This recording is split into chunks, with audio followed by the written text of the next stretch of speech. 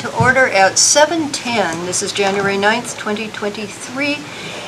And I would ask the chief to lead us in the pledge.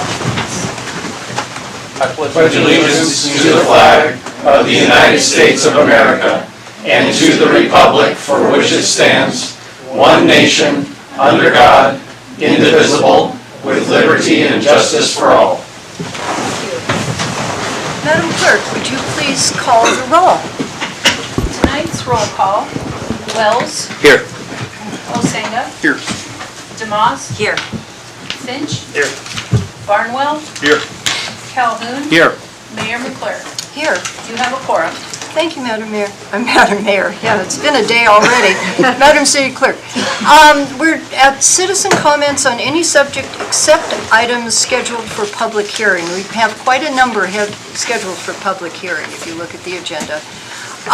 You'll have 3 minutes to speak per speaker, and we start with the people signed in. There's a 36-minute total for this time. Madam Clerk, who's signed in?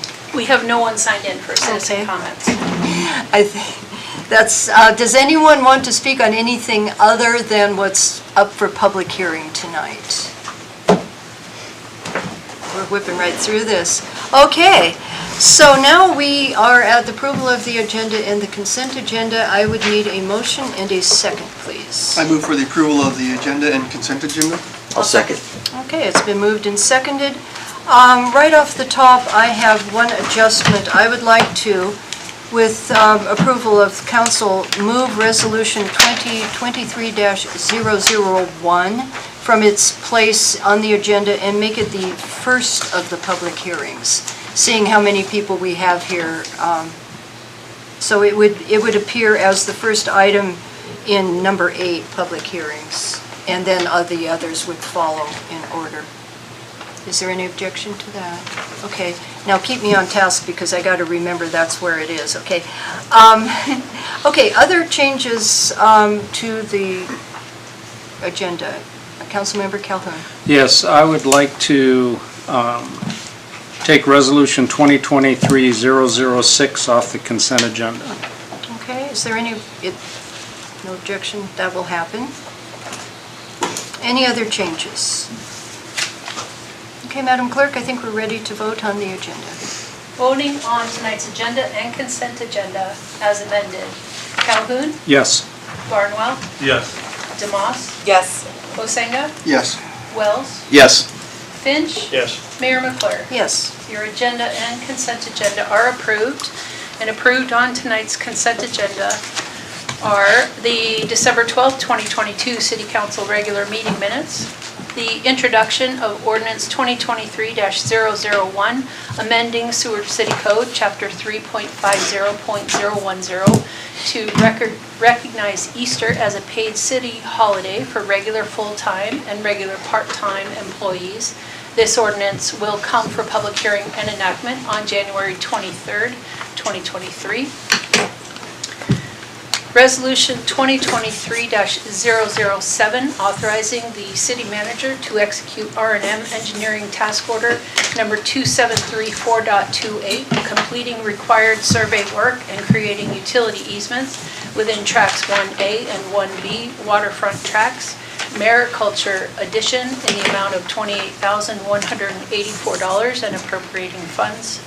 You have approved Resolution 2023-008, authorizing the city manager to approve R&M Engineering Task Order 2734.27.01 for engineering services to design water and sewer main extensions on Valane Boulevard and appropriating funds. You have approved the continuation of the Port and Commerce Advisory Board for 2023, and you have approved a letter of support for the recertification of the Prince William Sound Regional Citizens Advisory Council, and you have authorized the mayor to sign on behalf of council. Thank you, Madam Clerk. We're now to special orders, presentations, and awards. We have 2 proclamations, and I'm asking Vice Mayor Osenga to present those because I'll start coughing. Yes. All right. Okay. This gives him a chance to shine, No. too, so he has to go out and around the whole 9 yards.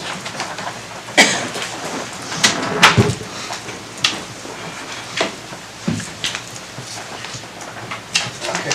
So this first one's for Karen Corrigan, She- and I am, of course, doing this on behalf of Mayor. She may be in the hallway. She's in the hallway. She's coming. There we go. All right, proclamation. Whereas on November 30th, 2022, Karen Corrigan became a certified administrative professional after passing an examination from the International Association of Administrative Professionals, and whereas the 3-hour exam consisted of 200 questions and required 6 months of studying, and whereas to even apply to take the exam, the requirement included a combination of education degrees and relevant work experience that equated to over 7,000 hours of experience, and whereas the exam and experience requirements expand across 6 domains of knowledge: organizational communications, business writing and document production, technology and information distribution, office and records management, event and project management, and operational functions, and whereas Karen's certification is only the beginning of many more years of learning new administrative skills and techniques to stay on top of new technology and trends in business work. Now therefore I, John, in behalf of the Mayor, Sue McClure, the Mayor of City of Seward, Alaska, do hereby congratulate Karen Corrigan for becoming a certified administrative professional and thank her for her dedication to her profession. Dated this 9th day of January, 2023.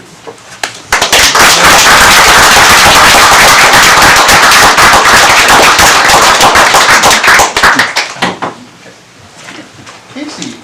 Hi, Casey. How are you doing? Good, how are you doing? I'm doing well. Okay. Casey, whereas the polar bear, is this the right one? Yes. Jump Off started in Seward in 1986 and is historically a weekend-long festival that includes a live auction, turkey bowling, a parade, and participants jumping into the near-freezing waters of Resurrection Bay, and held on the 3rd Saturday of January each year. And whereas the mission for this annual event is to raise pledges to which help provide cancer patients and their families with information and support, fund research that leads to improved treatments, provide education about cancer prevention and early detection, and help ensure that everyone has access to life-saving cancer screenings and support for eliminating cancer in our society. And whereas the funds raised by this event assist the American Cancer Society, Inc. West Region, as well as the Kids with Cancer on the Kenai Grant Program. And whereas it is through the hard work and dedication of all the volunteers and jumpers that help ensure that more people survive cancer so they can celebrate another birthday. Now therefore I, John Osenga, on behalf of our Mayor, Sue McClure, the Mayor of the City of Seward, Alaska, do hereby proclaim Saturday, January 14th, 2023 as the 38th annual Polar Bear Jump Off at Seward's Boat Harbor, and I do commend all of the volunteers, supporters, and jumpers who participate in the festival dated this 9th day of January 2023.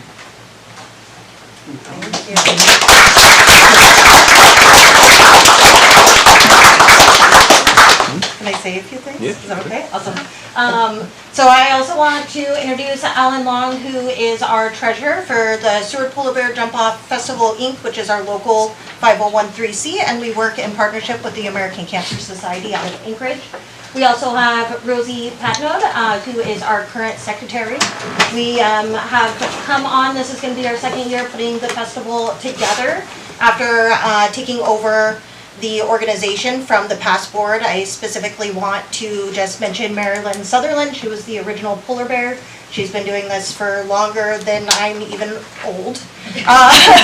And so I feel really honored to be able to be in this position and to continue to bring the festival to our community and have a good, fun weekend. I hope everybody can come out and join us. One of the big events or things to go and do this weekend that I'm really excited about is we've partnered with our museum curator at the library, as well as Resurrection Bay Historical Society. And there's a nice little historical display up at the library, so I hope everybody gets a chance to go check that out. And like the proclamation says, this is our 38th year, so there's lots of history there.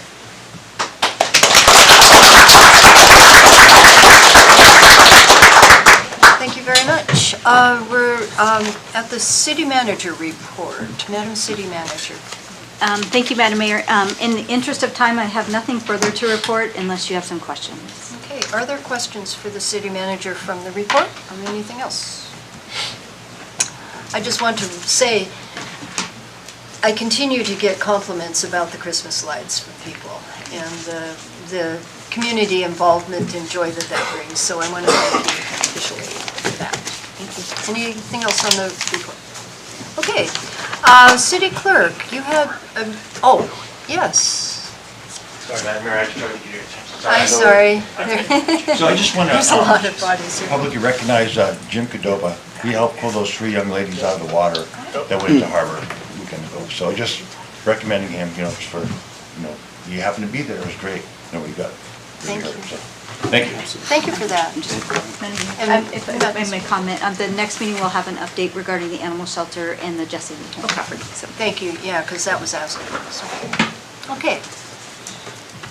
Now, Madam City Clerk, you said you have a report this Oh, time. I do, for the first time. There's a laydown, I didn't get it in the packet, but a couple of things very briefly. The Facebook page that's called this Seward City Clerk's Office, or Seward City Clerk, has been taken down because I really found I haven't been using it very much since COVID is quieted down. And I want to remind everybody, and I did send out an email today, that there is a special election, a borough election on Valentine's Day. So the election is for the borough mayor position. And if you are registered no later than Sunday, you can vote in that election. We're creating a new page on the city website for newly elected officials, and there'll be resource materials and information for all the elected and appointed officials or anyone in the public who has an interest in that. The recodification project, you're going to continue with tonight with some ordinances, and then you'll see some more at the next meeting. 2022 business licenses, there were actually over 700 applications, but 678 were taken to completion in 2022, and we're well underway with the renewal process for 2023. There were 7 mobile vendors this year, and we are developing a resolution to modify the policy and potentially add 2 more new locations to that program for this year. And then there's a report on the public records. There was an increase, still trends about 50-50 between police reports and non-police reports that come through for requests. And that is my report. Thank you. Okay, city attorney report. Mr. Good Cannon. evening, everybody. Happy New Year. December was a relatively standard month in the legal department of the city of Seward. We advised on a couple of personnel matters, public records requests, reviewed a couple of ordinances. One of them is before you this evening, the Title 401. Put together a draft, a purchase and sale agreement to sell some property to the United States Coast Guard, which I actually didn't check the agenda if that's on tonight's meeting or if it'll be the next one, but did some work there. And the primary focus, I've been kind of knee-deep along with Rob Montgomery into addressing an extensive request for records from the Homer Electric Association. This is something that's called due diligence. And what that is when somebody's going to buy a relatively large business, they want to know all about it, even though they've sort of made an offer and it's been accepted. There's a lot that they want to know in advance about what's going to be involved in acquiring the assets and operating the business. So we were handed an extensive request, and I believe it is sort of part of the process of developing a sales agreement. Because there's details about the utility that will be reflected in the contract.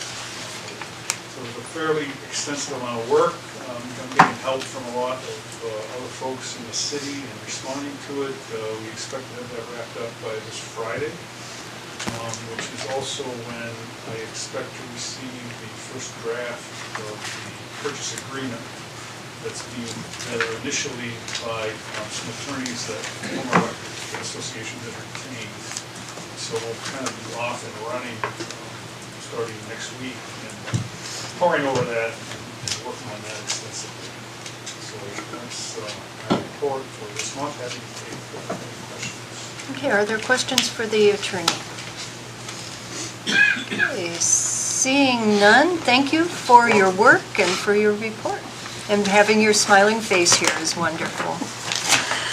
We have a presentation from Aviva Braun from National Oceanic and Atmospheric Administration, NOAA. And there she is. And you'll have 10 minutes for this. Perfect, thank you. Good evening, everyone. City council members, ladies and gentlemen, citizens of Seward. My name is Aviva Braun, and I am the Warning Coordination Meteorologist for the National Weather Service Forecast Office in Anchorage. I am here to congratulate you on your recent recertification of both Tsunami Ready and Storm Ready, to honor your community leadership in reaching these important designations, and to honor this community for its dedication to life and safety. Both of these designations carry important implications should an incident occur. The Tsunami Ready program helps community leaders and residents better prepare for tsunami impacts and flooding, whereas the Storm Ready program helps communities develop plans to handle all types of extreme weather, from strong winds to winter weather. Tsunami Ready and Storm Ready communities have made a strong commitment to implement infrastructure and systems needed to save lives, protect property when tsunamis occur, and to protect communities from the onslaught of severe weather through advanced planning, education, and awareness. Both Tsunami Ready and Storm Ready certification are voluntary community recognition programs that promote hazard preparedness as an active collaboration among federal, state, territorial, and local emergency management, community leadership, and the public. The main goal of the program is to improve public safety before, during, and after tsunami and weather-related emergencies. These certification programs help communities minimize risk through better risk assessment, planning, education, and warning communications. To be recognized as Tsunami Ready and Storm Ready, a community must maintain 24-hour warning point and support emergency operations center operations, define tsunami hazard zones, produce evacuation maps, and install evacuation route signs, support ongoing and sustained public education and outreach, including schools in the tsunami hazard zones, support more than one way of receiving warnings and disseminating these alerts to the public, and develop a formal emergency operations plan and hold annual exercises. Being recertified means that your community leadership has gone above and beyond to prepare as much as one can beforehand, and it means that they have gone out of their way to educate the community citizens so that you know how to react and be a more prepared, weather-ready community. No one can be absolutely sure what an incident will entail until it's occurring. However, we can all work together to prepare as much as we can beforehand so that muscle memory is implemented and panic-induced decisions are minimized. Being recertified as both Tsunami Ready and Storm Ready is hard work and should be honored. I'd like to take a moment and speak about general preparedness information. Specifically about tsunamis, as it is no secret that this is a vulnerability that Seward has to endure. Should you hear a siren, please safely make your way to a designated shelter or seek high ground. Make sure that you have several ways of receiving information just as the city does. These resources include KBP alerts, your local NIXL alerts, the local 91.7 radio station, the City of Seward, or the National Weather Service Facebook pages, NOAA Weather Radio, and the FEMA app. If you arm yourself with as many ways of receiving information, you can ensure that your family has been notified. Lastly, have a go bag. Inside your go bag, you should have water, non-perishable food, clothing, a first aid kit, your cell phone and charger, and other items. The best thing that we can do ahead of an incident is to learn about our vulnerabilities and try to make up for any weakness by arming ourselves with knowledge and preparation. Seward's leadership has taken great strides towards becoming a weather-ready community. This success is clearly a result of your vision, your leadership, hard work, and commitment to the citizens of Seward. And the citizens of Seward should take great pride and comfort in achieving this status. With this, I am proud to present a certificate to your leadership honoring Seward's renewed Tsunami Ready and Storm Ready certifications. You have worked hand in hand with the National Weather Service to ensure all goals are met. Congratulations. Thank you. Thank you very much. We could. Okay. I have to go out and around, or you could just. I could just come right here. Yeah. I want to present you with this certificate. It shows that you have both been Tsunami Ready certified and Storm Ready certified. It is good for 4 years. Hey,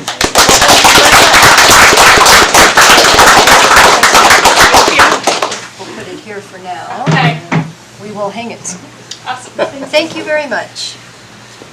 Okay, that was the presentation, and now because I have moved Resolution 2023-001 to the first of public hearings, it will be presented now. So those of you in the audience that are interested in that one, that will be the first. And Resolution 2023-006, which was removed from the consent agenda, will appear under new business at the end. Okay. All right. So we are at Resolution 2023-001. Madam Clerk, would you please read? Resolution 2023-001 is authorizing the city manager to enter into a consent assignment to ZPA LLC to the lease agreement L04-096 with Juris Mindenbergs for Lot 3B, Block 1, Marina Subdivision, City of Seward, Kenai Peninsula Borough Plat 2005-8, Seward Recording District, 3rd Judicial District, State of Alaska, to amend Articles 3, 6.1, 11.2, and 12.3, and extending the term of the lease for 17 years, and to add 2 5-year options to extend. Okay, thank you, Madam Clerk. I need a motion to approve and a second, please, to get this going. I'll motion to approve ordinance 2023-001. Is there a second? second. Okay, it's been moved and seconded. Before the public hearing, I'll ask administration to speak to this, and we'll start with the city manager, please. Thank you, Madam Mayor. I just wanted to touch on a little bit of process, and then the harbor master will speak to the lease specifically. I've received the question of why is the city council approving this? Why would the city council be involved in improving a business? And I just wanted to point out, because this is on city-owned land. We do not, as you know, approve if someone came in, purchased their own land, and decided to build a business of any sort other than through zoning actions and some other building actions. But we don't approve businesses as a matter of course, just when it's on city-owned land. Okay, thank you. Mr. Harbor Master. Yes, Madam Mayor. So I received a letter from Mr. Mindenberg he wanted to assign the lease over to ZPA, which is Elliot Jackson. And so we did all the paperwork to get everything through.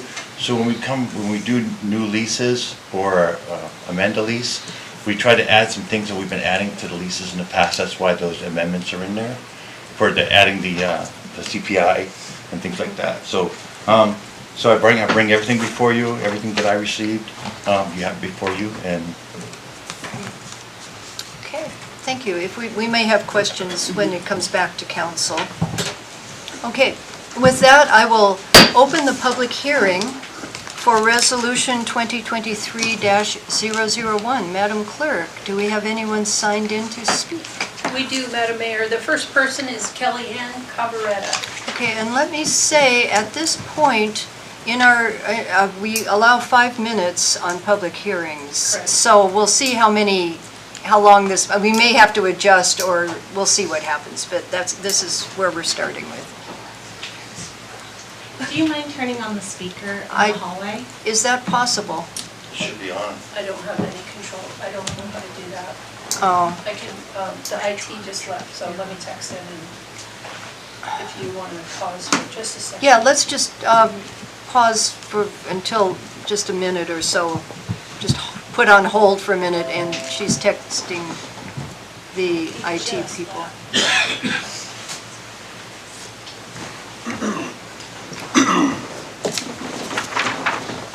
See, we're speeding along, and then, that's how it goes. No, sorry. Roughly how many is out there? How many people are in the hallway? 16? There is no limit to public hearings. I just There's no curious. time Right. limit or number limit. Right, no total time limit. I texted, I haven't heard back. Okay, No. we'll try, okay? Yeah. Okay, go ahead. And what we need with each speaker is your name, and if you're inside or outside the city limits, you know that. Madam Mayor, City Manager, Council Members, Kellyanne Cabaretta, inside city limits. Just want to state, this is, my comment is as a citizen of Seward and in no way tied to my role with Alaska Small Business Development Center. While the voices that follow may state, truthfully or not, that Zipa LLC may not have the ability to run an operation of that size, and that the public opinion believes Zipa has issues running their business currently, as I understand it, finding a buyer has been a long process, and many people and corporations were courted. Credit and sale terms were investigated and agreed upon with an aging seller.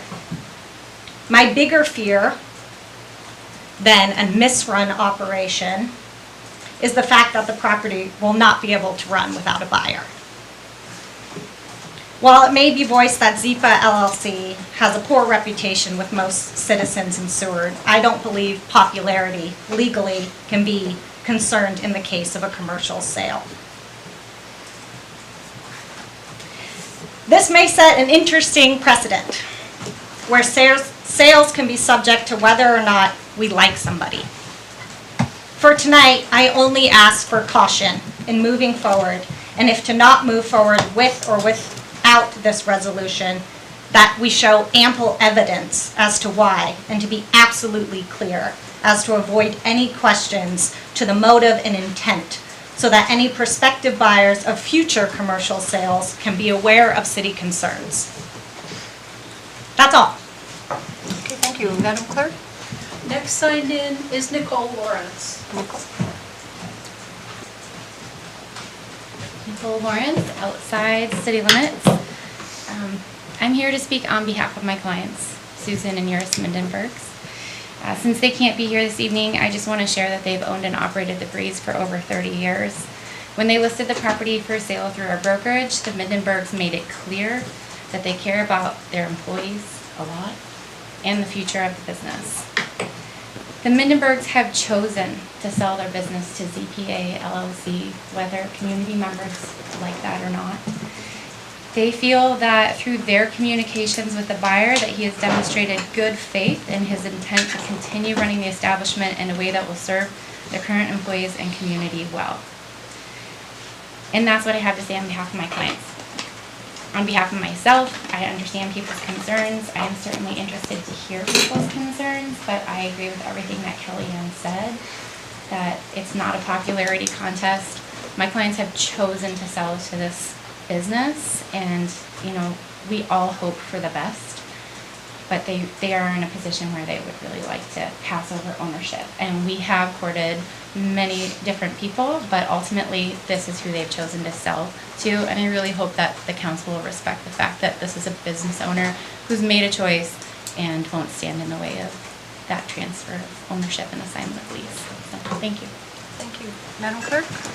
Next signed in is Henry West.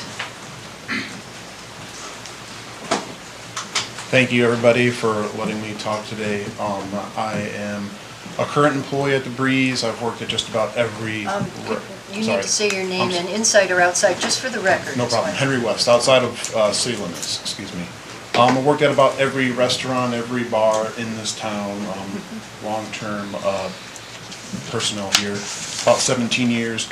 My biggest fear as far as somebody owning the most majority of the restaurants in town, say like 5 out of the 7 restaurants in the harbor, is at any point that this person can sell to a cruise ship company. And a cruise ship company can come and buy literally every single piece of property, turning this into like a Skagway, a Ketchikan, any kind of area like that. That's my biggest concern as far as letting somebody own a majority of all the restaurants in town and in the harbor. Thank you. Thank you. Madam Clerk? Madam Mayor, last signed in is Valerie Swenson.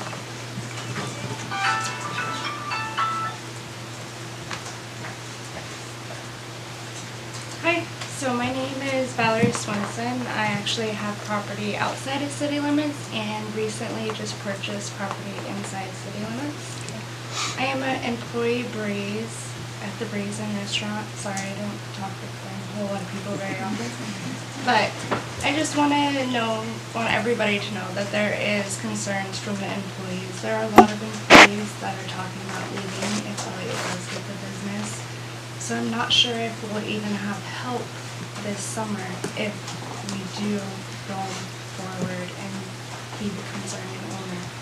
I know that that's kind of hard to grasp for some people, but I'm in the position where I'm in front of house manager and there's a couple other managers that are also in the same position that don't know what's going to happen. There are other concerns like with the tip outs, him holding tips, not paying properly, pushing off overtime hours to other businesses to where an employee is supposed to get so many hours, they'll only get 40 hours in one business and he'll write so many hours for the other business just so you don't have to pay the overtime. I've personally heard this from people, seen people show me things, pay stubs and stuff like that. I'm just worried about, if he changes everything, like what if he just shuts it down for the winter? Because the Breeze is kind of like a staple for people here in Seward. So I just want certain concerns to be out there for you guys. Thank you. I appreciate your time. Thank you. And I don't have any. that was all the sign-ups. So at this point, just by raising hand, you could come up. You want to be next? Sure. Okay. Same rules apply, name and inside or out, and then we can just take from here and then also in the hallway. All right, my name's Tim Scheuer. I live outside of city limits. I've been working at the Breeze for a couple months and been living in Seward about 10 years in the food and beverage industry. It's pretty hard and the Breeze is pretty consistent. I'm worried if it were to be sold to the LLC that's owned by Elliott Jackson, a lot of things would change.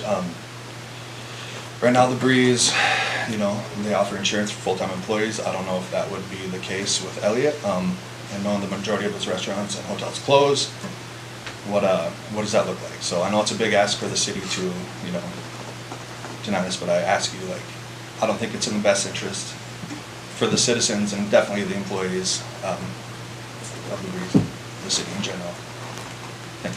Thank you. Anyone else wishing to speak? Come on up.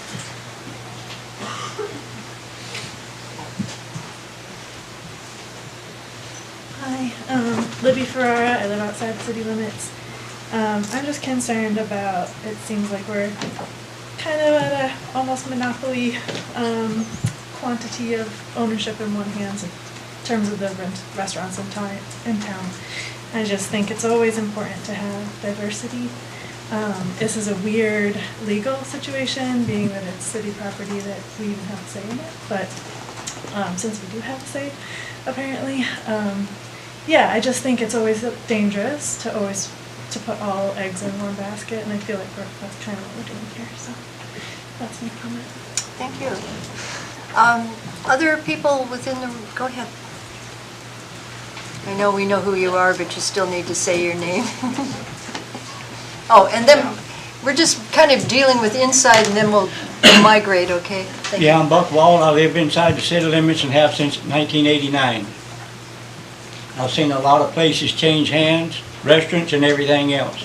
And since Elliot came in and started buying restaurants, just like right now, he's got 7 restaurants. One little one is open because nobody goes to his places. He ruins the food, everything, any place he touches. Thank you. Anyone else within the room? Okay, so now we can start. Yeah. Hi, Terry Swanson, outside city limits. And I mean, this is a complicated situation legally because, I mean, how do you deny someone this opportunity when they're coming forward with money? But I don't really think it's about the monopoly. I think it's about ability. And even though this person is showing up with money, and he might financially be able to take this on, we see in his reviews, we see in going into his establishments, we see in our personal experiences, like communicating with employees, that he is not operating safe businesses. You go through the first 3 pages of the Van Gilder reviews, worst hotel on our holiday, don't let the charming historic exterior fool you. Website misleads and they make money scamming you by not refunding the deposit. Motel from the 50s, not terrible, that was a nice one. Don't. Let's see. Peeling paint, holes, broken windows. It's not about popularity. It's not about operating a nice business or one that we all like or one that's open in the summer or the winter, whatever. It doesn't matter that we don't like or do like something. It matters that this man is operating safely and he's operating appropriately. And we don't have evidence to support that. Thank you. Thank you. Other people, what we need to not applaud, that's one of the things. We're just treating everybody equally with respect. So if there's people out in the hall that want to come in and speak. Thank you. It's your big chance. Thank you. And we need your name and if you live inside or outside the city. No problem. Hi, I'm Patrick Lewis. I live outside of city limits. I just want to comment, following up on everyone else's comments. Again, this is not about popularity. It is about ability. And he has shown through some buildings, such as the Van Gilder Hotel, which is no longer able to host people, even if they book there, as well as the Marina Motel, where people go and they have to leave. That property downtown is way too important and has way too many beds, and we have way too many visitors in this town already. And if those beds, if we jeopardize them by selling them or allowing them to go into control of the wrong owner, then that is going to further congest our already stretched thin town. Thank you. Thank you. Other people in the hallway.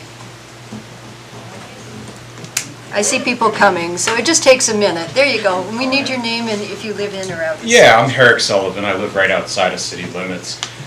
This is a unique situation in that the community, via city government, gets to influence the outcome of a transaction.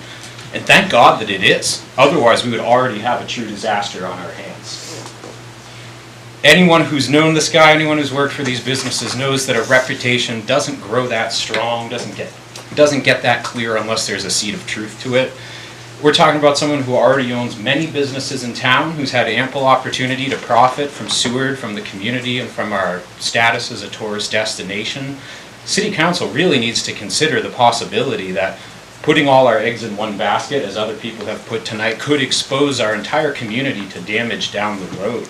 We talk a lot about monopolies, and sure, he doesn't own every restaurant in town, but clearly he owns enough around the small boat harbor to be able to influence the whole supply side of the restaurant business in this town. There are many people who come here and start a business, find their niche, and then work with their neighbors to build a stronger community. I mean, look at the way this business advertises. Here we have the Elliott Buck, the Seward Hospitality Reward Buck, good at any of his 7 restaurants. He doesn't want you to come and stay at his hotel and patronize other local businesses. He wants you to stay within his monopoly. It's just, I mean, it's as clear as day. This is something that's been going on for years, and again, thank God that this evening we have an opportunity to have some input and to change the outcome of this decision. Thank you. I'm watching my door monitors there. Are there other people coming? Okay. Okay, go ahead, and then I'll get the room too. Yeah, go ahead. Hi, Casey Warner, Inside City Limits, former Breeze employee. I worked there for about 5 years in my early 20s. I continued to go there as a customer. I remember it as a child. It is a staple within our community, but I do feel that the heart of this conversation is in the best interest of our community to transfer this lease over to the ZPA LLC. I think it's clear that there's enough people that have come out today to speak on behalf that it is not in the community's best interest to transfer this lease. The Breeze has year-round employees. Do we want to be a year-round community? Yes or no? And I think that's something that needs to also be considered in the transfer of this lease. Thank you. And we have someone in the room that raised their hand. Thank you.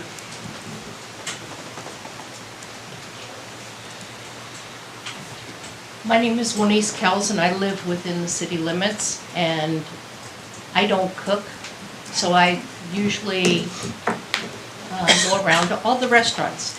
Since Elliot's taken over his businesses, I have not gone to one of his restaurants, his food, other than one time to test it, and they suck. He will, honestly and truly, screw up the Breeze Inn.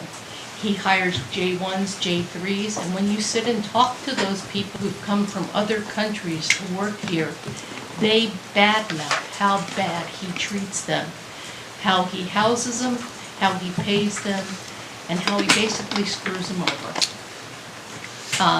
I know you probably have this as a done deal, and you're going to go ahead and approve it, but then you might as well just change Seward to Elliottsville, because that's what it's becoming. Thank you. Thank you. Anyone else in the room? Okay, go ahead. And then we'll go back out in the hall. So I get to be the one to speak against the grain. Rissy Casagranda. In city limits, I am actually Elliot's representative for the transaction. I've known Elliot probably ever since shortly after graduating from high school. I graduated from Palmer. I dated a hockey player. Elliot was a hockey player. I've just known Elliot personally, not from word of mouth, for many, many years. Elliot has always been one of those people to truly see me. I've been working for Elliot for 5 years, and he treats me very well. There's a mutual respect. I personally eat most of my meals at Chattermark in the summer because I absolutely love the salmon burger. I've been witnessing Elliot grow over the last 10 years as being a business owner. I've watched him, just as many of us other successful business owners have had to start from nothing and work to something. I saw him start with Taco Dance, and then I watched him buy the Cantina, and then I watched him buy the next one. The Marina was on the market for a while, nobody bought it. The Chattermark was left vacant downtown for 1.5 years, nobody bought it.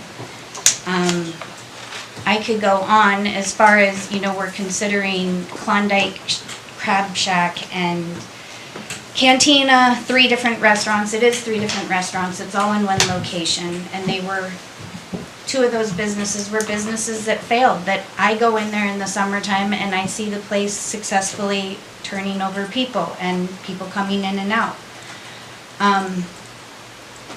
I've watched Elliot's employee housing completely transform, especially in the last 3 years.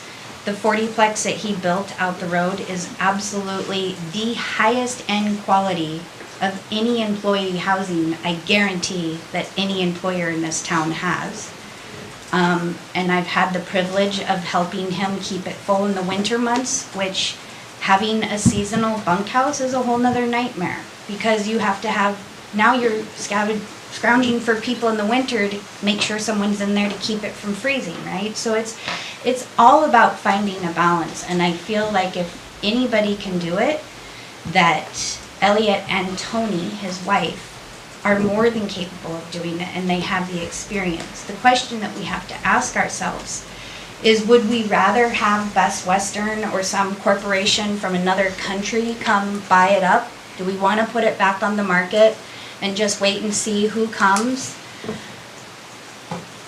I don't know. That's a question for all of us. Elliot is available if you guys need to suspend the rules. If you guys want to ask him questions individually, he can get on the phone. We can do that. I know he's got a lot of J1 students that are returning. I was just at the bunkhouse not too long ago, and I opened this room and it's filled floor to ceiling with brand new bikes with helmets. He's created an adventure park that, sure, it's for all of us to enjoy, but we all want to sit around and talk to each other about how somebody isn't doing anything right. But have we stopped for a minute and maybe tried to give somebody a look to see what they are doing right now in this moment, and stop looking behind us? He does offer his employees a lot of min-lops, which is a word that I learned that's French for added extra things that they were never expecting. Employees of the week get to enjoy the adventure park. I know he's doing a lot more additions to the adventure park. And these things aren't for the tourists. These things are for us. And if we would all just maybe open our minds and our hearts for even the next 2 weeks and really sit and understand what this family is doing for Seward. They're great contributors to a lot of nonprofits if we would start talking about what they are doing instead of what they're not doing. And if you guys need any help with suspending the rules or asking him questions, let me know. Thank you. Anyone else in the room? Okay, could you ask? Yeah, thank you. Hi, my name is Benjamin Kemper. I live out of town. I've been working at the Breeze for 15 years, and I'm scared, very scared. You guys do what you want to do. I don't know if I'm going to have a job. I doubt that I'll work for Elliot. Worked for him before. I like to keep all the food fresh at the Breeze Inn, as fresh as I can. Obviously, some things aren't. People have bad experiences all over the place, and I try to make it a point not to do that. Keep everything up to code there, everything clean, and I'll continue to do that as long as I get the help from the community. Thank you. Thank you. Other folks in the hall? Oh, there, my door monitor person. Mark Swanson, I'm out of town. In a small town, when you own so many restaurants, you own so many of the hotels, you become the face of that community. Is this the face of the community that you want? Check the reviews. Check the reviews. Thank you. Thank you. Okay, anyone else in the hallway wanting to speak? We're good. No? Okay. Yes. They may change their minds, so. Saul Moss, Inside City Limits. The only concern I have is that historically his businesses have been seasonal, and I see that he employs a lot of J1s, and that to me says that all the money that is being made at his places is leaving the community. I think if this is actually something that is supposed to be for the community, if this is something that is supposed to be in our best interest, then we would look for someone that is willing to run it year-round with year-round employees. I run 2 businesses in town that are both open year-round with local employees, and he just does not contribute to that kind of environment with his businesses. So I feel like selling this land to him would be a mistake. Thank you. Anybody change their mind? Looks good. Door monitor says no. Okay, anyone else in the room? This is your last chance to testify, and after this, we'll bring it back to council, so. Okay, seeing none, I'll close the public hearing and bring it back to council, and we have before us this resolution. What are your thoughts, council members? Who wants to kick it off? Anybody? Anybody? Okay, let's go for the Vice Mayor Osiniak first.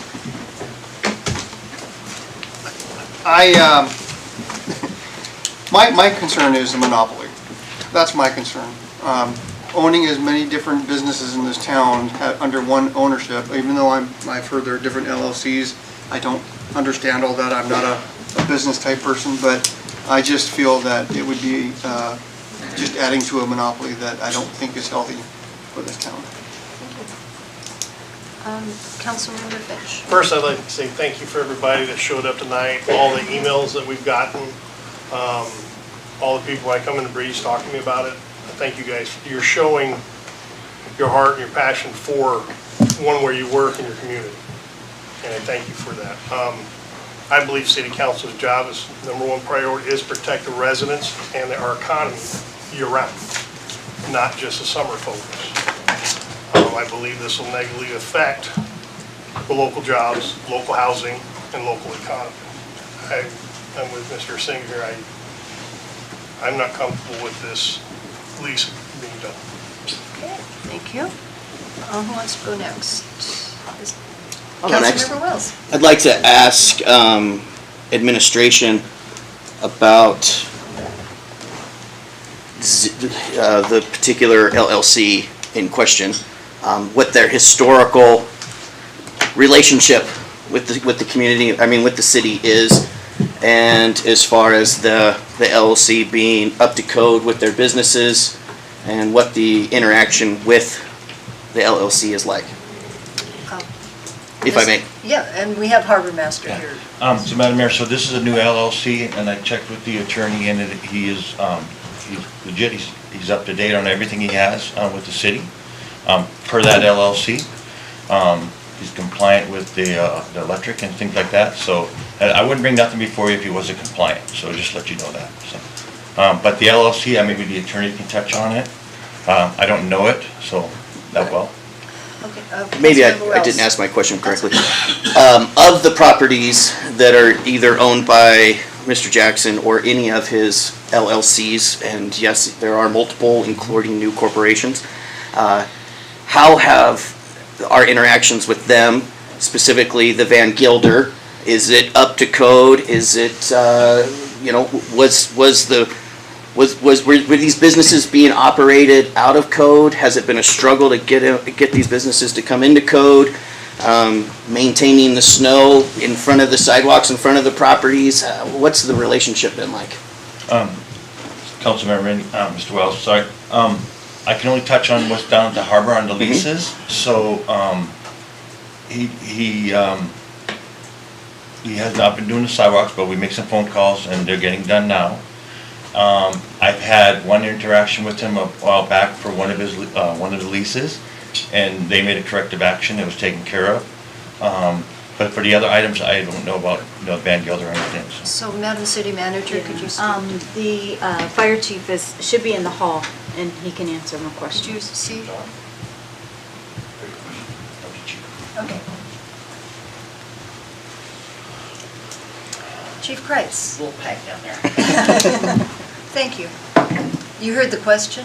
I did not, I'm sorry. Okay, could you repeat your question? Yeah, so my question was whether it's Mr. Jackson or any of his many LLCs or corporations, the businesses buildings that he currently owns and operates, has it been a positive working environment with the city and his businesses, and are his properties up to code? And if not, why not? And if not, how long has the city been trying to get these items brought up to code? Okay. So I've been here 4 years. I can just speak to that time frame. And I started working with him then on corrective measures on several of his businesses. Since then, he has been cooperative. He has been correcting deficiencies. I'd have to look at each one individually to tell you specifics, but all of the current businesses as of mid to late May last year were compliant enough to pass him on either his business license or his alcohol renewal. Some minor things such as keeping stock in front of an exit door that just needed to be moved, or scheduling to get the hood system clean, which he did. So all of those businesses are currently compliant as far as we're concerned, minus the Van Gilder. The Van Gilder is not compliant. We actually have an agreement between the city and himself to have that corrected before the 2023 business license will be issued. So that's the only current. Councilmember Wells. How long has, was there an issue with the Van Gilder prior to it all of a sudden, or the corrective measures were begun to take? It's been ongoing for at least 4 years. For at least 4 years. Okay. Since we have him here, are there other questions for Chief Kreitz? Okay, thank you. Councilmember DeMoss, your hand is up. Okay. A couple of things. I want to thank everybody for being here and having the courage to speak. It's a little bit of a sensitive subject. I want to remind everybody that we're not just approving him to buy the Breeze Inn and do business. We're approving a lease transfer that we as taxpayers own, and we get to decide what we want to do with that and what we think is the best use for it. And it seems like there's an overwhelming response from the community saying that they love what's been happening with it. So I think for many years. So I think that it's important for us to make sure that that type of operation continues. So I guess we need to ask ourselves if we feel confident that that's going to happen. I'm not sure I do. Thank you. Other council members? Councilmember Finch. They mentioned, one person mentioned that using the LLCs to move J1s from one restaurant to the other and not paying the overtime. That's, from a business standpoint, have a problem with that monopoly. It makes me feel that that would happen with the Breeze Inn. And I agree, we need to look at what's best for our year-round locals that are sitting in front of us to maintain their job, their housing, their income to feed their kids. And if we feel that this is not a good lease to agree on, we should support them. Okay, thank you. Anyone else wishing to speak? Mr. Chatty. Wells, Councilmember Wells, that's okay. I got questions. It wasn't too long ago, if I'm correct, that Mr. Jackson over at the Marina property had decided to install a sign on his property that he had been unable to install for some amount of time, and did so anyway, if I understand it correctly. If I'm incorrect, please let me know. And ended up hitting a water line, and that was a struggle, correct? So can you, administration, expand on that, please? Yeah, administration, please kind of tell where we're at now, too. So yes, there was a water line hit, and we issued a bill, an invoice for that damage. And in our water tariff, there isn't a category for lost water. So we ended up not charging for the water. The labor and the fines have all been paid. That happened last week. Okay, Councilmember. Yeah, I guess my question was he trying to install a sign without the proper permit on the property? I would actually have to turn to Clinton on that, exactly that time frame of that. Excuse me, the fire chief. I'll just interject that a former mayor kept wanting us to expand this room and make it bigger, and I'm seeing the need for it tonight. The question again, Yeah, please. so the question is regarding the sign for the Marina Motel that was laying on the property for a couple years, and then Mr. Jackson, I assume either he or hired somebody to try to install a sign, and then ended up hitting a water line. My question is was he required to have a permit to have that done? Did he call for a locate before it was done? And if he did call for a locate, how did he hit a water line? He did have a building permit for the sign. He had an architectural rendering or engineered design of how to install it. 2-3 years ago, I believe it was issued. I'm off the top of my head. As far as a locate, I'm going to defer that to Doug. We're going to get the whole city up here. Yep.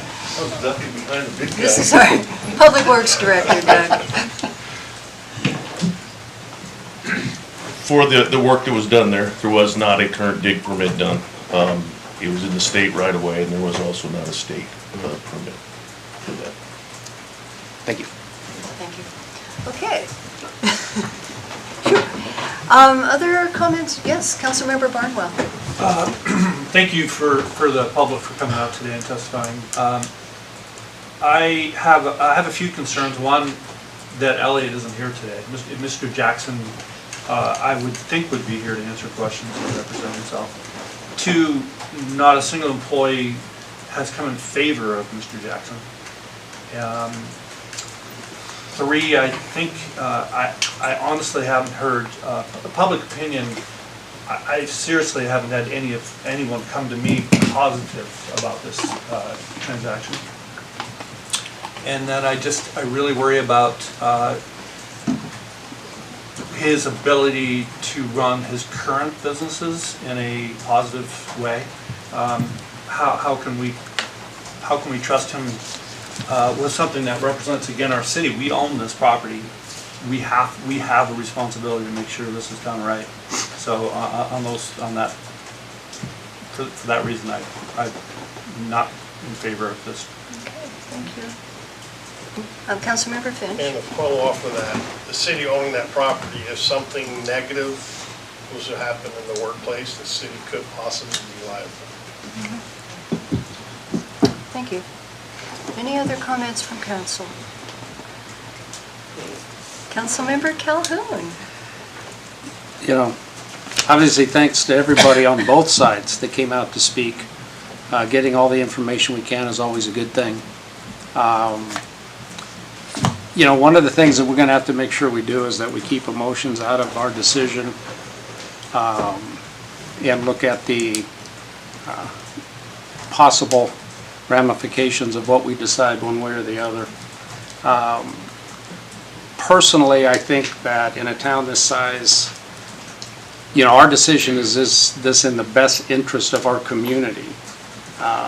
Not necessarily whether we think that Mr. Jackson is a good businessman or not, but is allowing somebody to continue to dominate industries in this town in the best interest of the community. And that's where we have to, I think, make our decision on this lease change. Anyone else? Okay, the fact that, I mean, we use the word monopoly, but it is a monopoly, that so many businesses are owned by one person, regardless of how they're run or whatever, that in a small town like this is problematic. I think the intention, if you look back into our planning, is that we try to diversify, we try to have a variety of things. And we've become a tourist town, and tourists pay attention to what they see and what they participate in Seward, and we have been looking at that too. Want to make it clear that we own the city, the people, we own that property, the land, and it's the best interests of us, the city, that we're thinking of tonight, I think, and how we may vote on this. So, are we ready to vote? It appears we are. Madam Clerk, would you please call the roll? Voting on the approval of Resolution 2023-001. Calhoun? No. Wells? No. Barnwell? No. Finch? No. Demas? No. Osenga? No. Mayor McClure? No. That resolution has failed. Okay, and thank you for all the people that have shown up. If you want to stay, there's a whole lot more business we're going to deal with tonight. Or we'll give you a few minutes to gracefully, quietly. Yeah, let's take a 5-minute break so that can all happen. Thank you. At 8:20 we'll be back. A 6-minute break. We're going to be generous.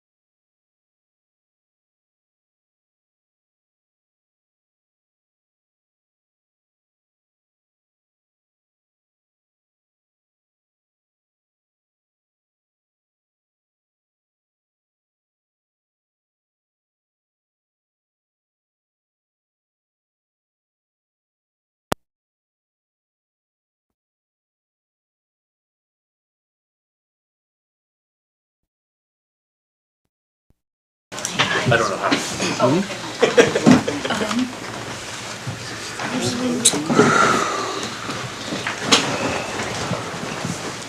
Okay, we're ready now. Okay, I'm going to call the meeting back into order. It is 8:21. And on our schedule now, we are still in public hearings, but having dealt with Resolution 2023-001, what's up next is Ordinance 2022-016 for public hearing. Madam Clerk, would you please tell us about it? Ordinance 2022-016 is amending Seward City Code 15.10.140B49 definitions, lodging, 15.10.226B land uses allowed, modifying and including additional regulations relating to lodging, short-term rentals, and 15.10.226 land uses allowed table. This ordinance was introduced on November 28, 2022, and was postponed in order to have a joint special meeting with the Planning and Zoning Commission to further analyze and discuss the details of the ordinance. Earlier this evening, Council had a joint special meeting with P&Z in a committee of the whole to discuss this ordinance. There was one amendment made to the ordinance when they came out of committee of the whole. The original motion to enact was made by DeMoss and seconded by Wells. The main motion is back on the floor. Okay, and Madam Clerk, just for the public that's here and may have been occupied, could we read that amendment so people know the entirety of what we're... The amendment that was approved was to exclude all language related to auto commercial, harbor commercial, and central business for the entire ordinance of the proposed amendments and to adjust the land use table accordingly. Okay, thank you.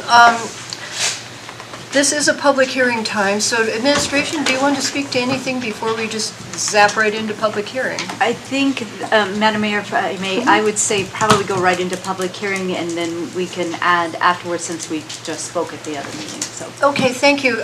With that being said, I'll open the public hearing now for ordinance 2022-016. Madam Clerk, is anyone signed in for this? Yes, Madam Mayor. The first person signed in is Kellyanne Cabaretta. Okay, and you know the routine now. Yes. Hi, Kellyanne Cabrera. Sorry, I'm here twice tonight. And I want to thank all the work that's gone into this, and I'm not here saying that I know more than anybody else. But I just wanted to share an example. My primary residence is zoned urban residential. We specifically bought our house because of its zoning. In short, it gave us flexibility. We know that if times get rough, we can do nightly rentals. It's a safety plan and the zoning gives us options we specifically sought when we bought this. I agree that the city does face a housing crisis, and I'm happy to see projects such as this resolution support that endeavor. I do believe we need to curtail people buying homes purely as investment properties inside city limits. However, I believe it needs to be done in a manner that is fair and equitable to current homeowners who have invested their life savings in their properties. I propose the following. For an existing homeowner, whether developed land or not, their current zoning should be grandfathered in. Any new purchase or sale that would occur after the ordinance is passed and agreed upon would take into effect. For example, if I were to sell my townhouse after this bill were to pass, then it would no longer be able to be considered an urban residential property or parcel. And if someone built a new complex with land that they owned before the passing of this, then they can develop it as they see fit. But at the time of a sale, it would be subject to the new zoning. All property owners currently have their own safety plans, their own business plans, their own financial plans. And they should be free to move forward with those because that was what was agreed upon when they bought these parcels under the current zoning. Stopping it may leave parcels empty or some Seward residents without options. I understand that no option is without drawbacks. And I know that P&Z has put a lot of effort into this process, but I believe this might be a long-term plan that seems equitable and stops the bleeding. That's all. Okay, thank you. Madam Clerk? Next signed in is Nicole Lawrence. Good to see you all again. Nicole Lawrence, outside city limits. So I just wanted to mention that with the amendment, you guys left out office residential. The way the city has defined principally commercial and principally residential is office residential as one of those principally commercial. So to leave that out, I don't really understand. I tried to talk with Jason Bickling after the last part, and he doesn't really understand why that would be left out either, from what I understand. He can speak for himself. But office residential is principally commercial. So I think if you're going to exclude Harbor District, Central Business District, and auto commercial, then you also need to maybe amend the amendment to include office residential. Understanding where all those office residential properties are and what properties they are, a lot of them are already investment properties or businesses. You're not protecting a lot by keeping that out, so I'm not really sure why you would keep it out. The other thing that the amendment, I believe, excludes, which I think is actually a really good part of this plan, but I think that it's maybe one that's not very well understood, is that it says in a commercial district, if a multifamily property is not operating as a short-term rental and it's purchased, the purchaser has to wait 4 years to apply for a short-term rental permit. I actually think this is a really great rule, but by doing the amendment, you're actually excluding this from existing. So it's commercial district and it's multifamily. Multifamily is, I believe, a triplex or larger. And what they're trying to do with this rule is make it so that if you have a property that is not operating as a nightly rental, imagine it's a fourplex and it's all long-term rentals.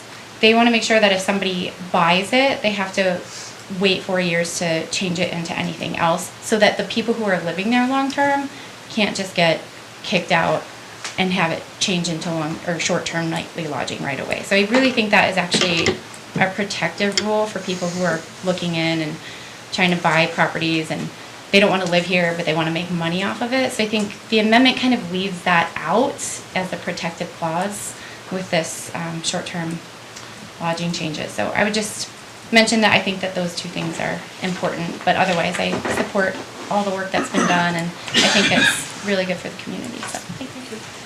Madam Clerk? We don't have anyone else. Okay. Anyone else wishing to speak to this time? Doug Tessler, Inside City Limits.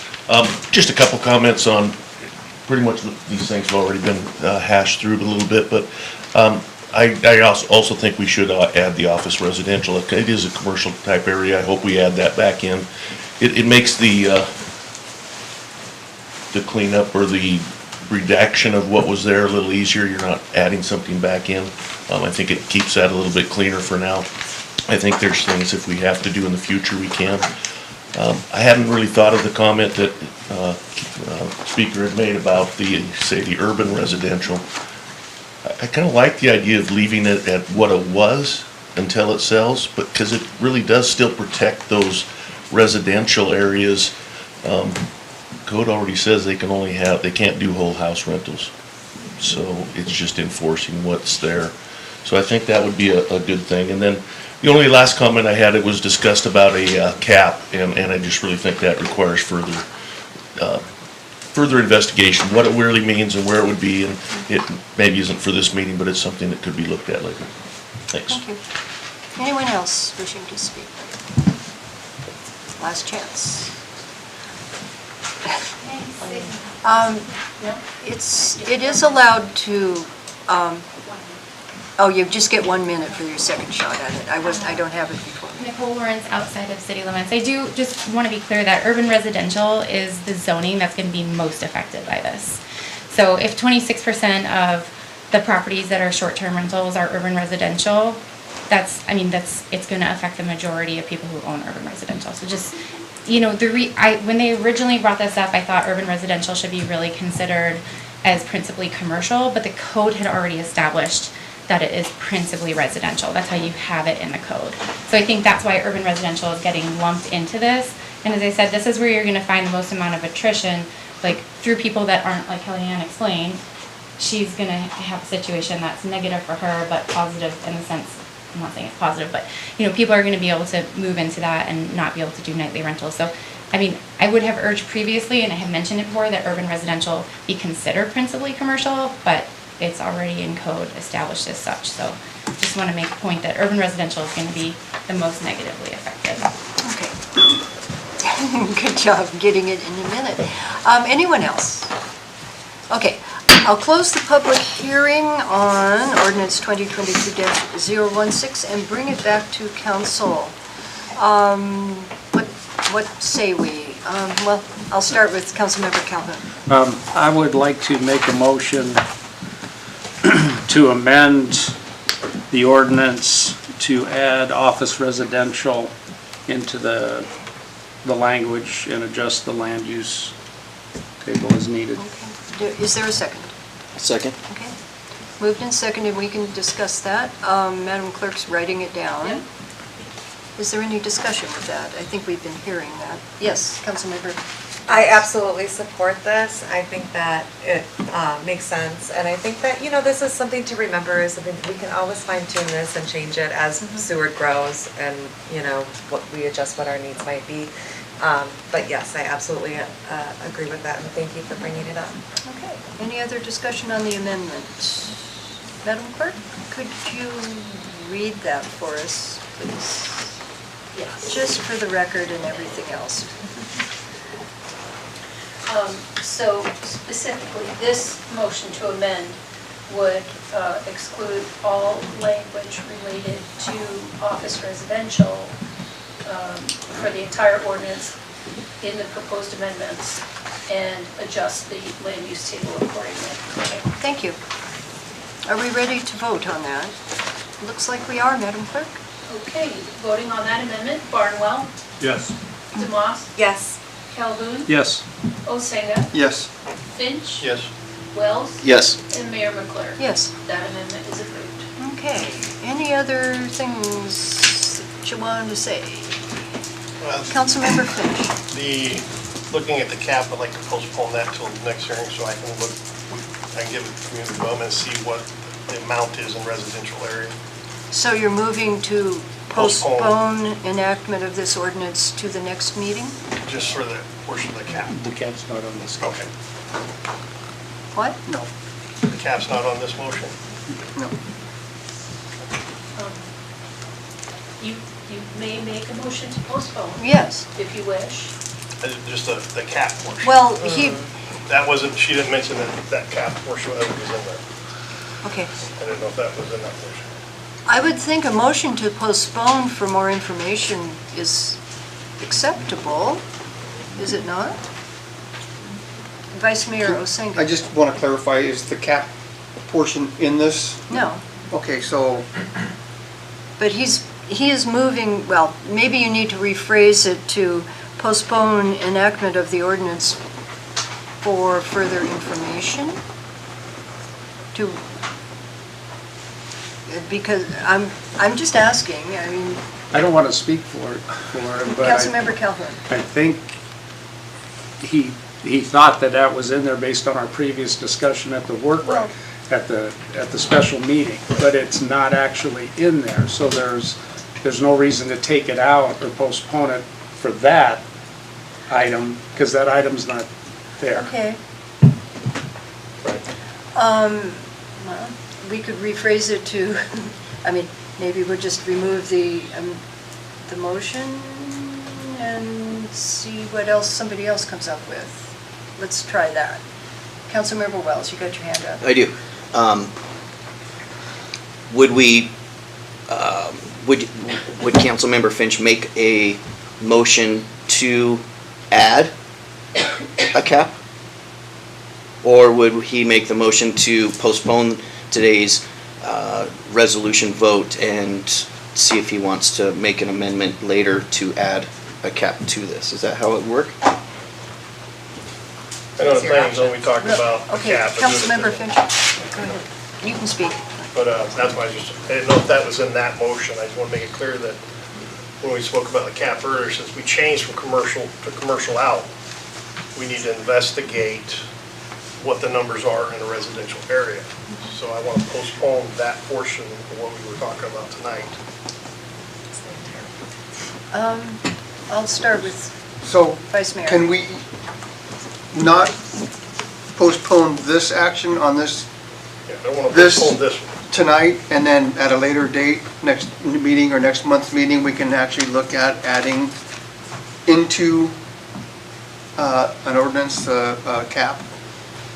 That's an I don't- option, that would be a new, well, a question. Right. Would that have to come from planning and zoning to us then as a new ordinance?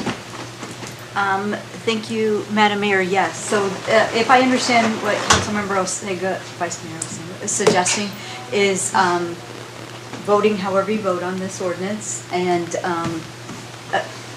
supposing you pass it, then at a later date, yes, that cap discussion can come back. It will come back through planning and zoning, and then come back to you. Okay, I think that was kind of the intent then, right, Councilmember Finch? Okay, we were just trying to get the wording right. Okay, so you're withdrawing your Yes, I am. motion at this point. Okay, I know, it's complicated and it's late.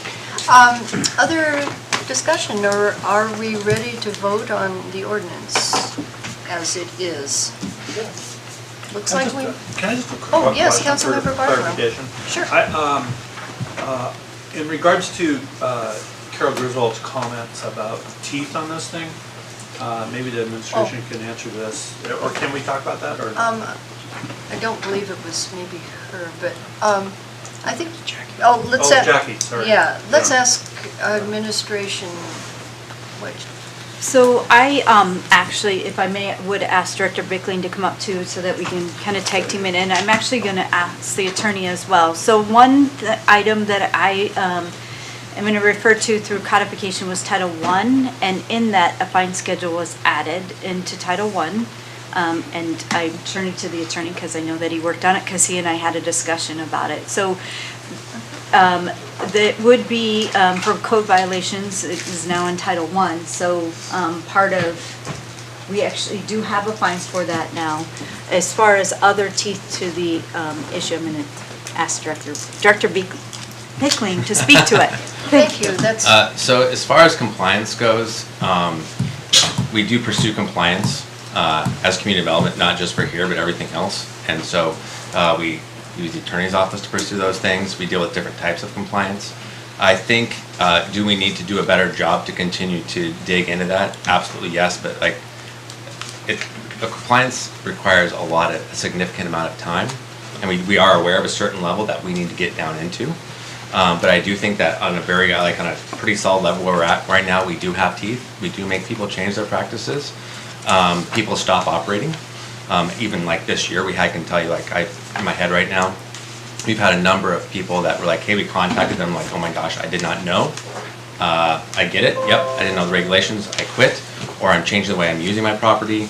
Or in some cases, when they just didn't know, they're like, look, there's 2 more weeks in the season. Finish out, be done, like, and don't do it anymore. You know, we're trying to be helpful, we're not trying to be like the hammer unless we get taken there. So I would say that we are doing compliance. I feel like we're doing where we're at. We're doing a good job. We do have teeth. We need to continue to improve that though.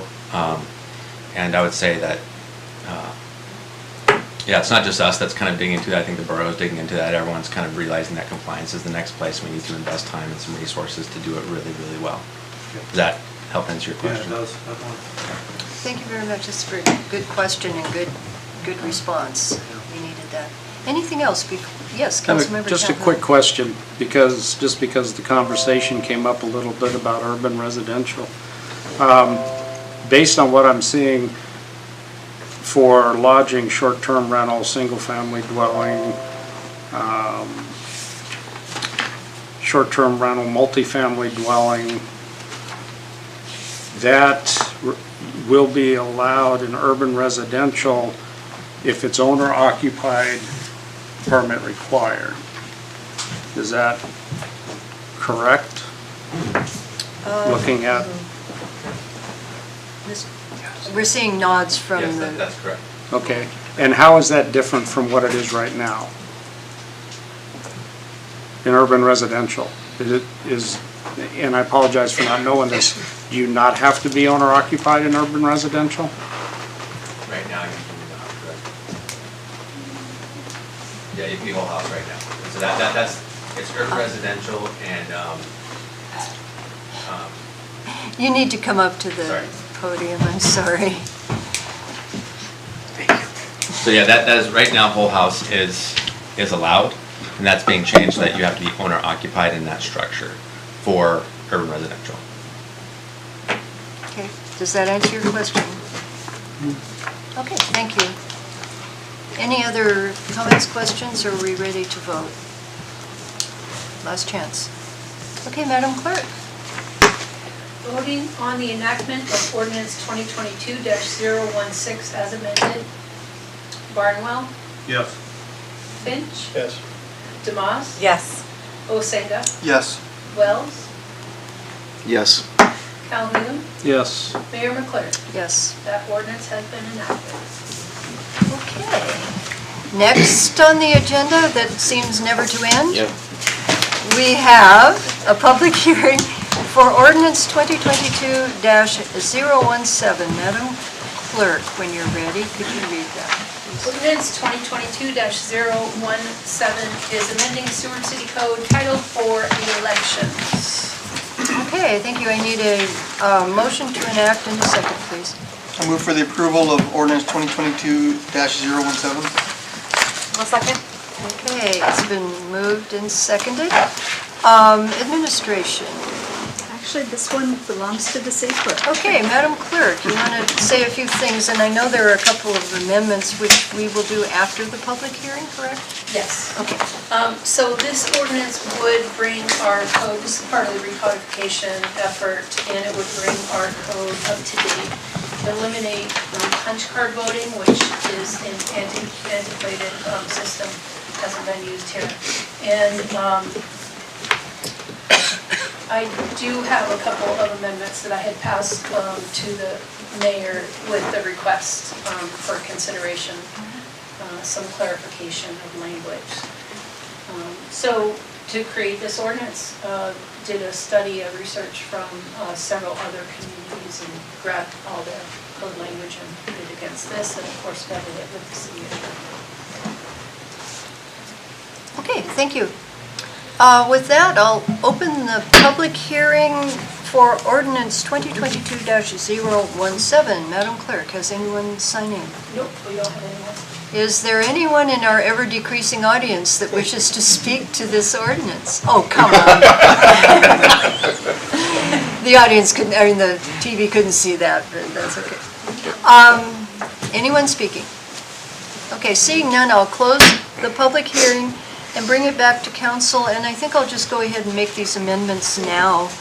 These were submitted by the clerk, and they're sort of a tidying up thing, I believe. There are three. In section, oh, and by the way, this begins on page 118, well, actually 121 when you get going on it. In section 4.01.035, I'm going to move to strike 30 days and replace it with 60 days. I'll read the whole sentence if you'd like. It would read, "The council by resolution may call a special election at any time upon at least," now it would be changed to 60 days notice. So I've made the amendment, motion. I need a second. I'll second. Okay, lots of seconds. All righty. Madam Clerk, do you want to speak to this or explain?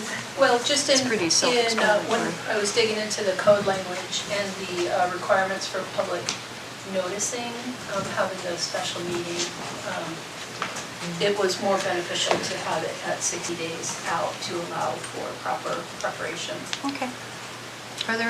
Is there any discussion about this? Madam Clerk, we could vote on this amendment. We'll do Okay, each one. voting on that amendment, Finch, Yes. Barnwell, Yes.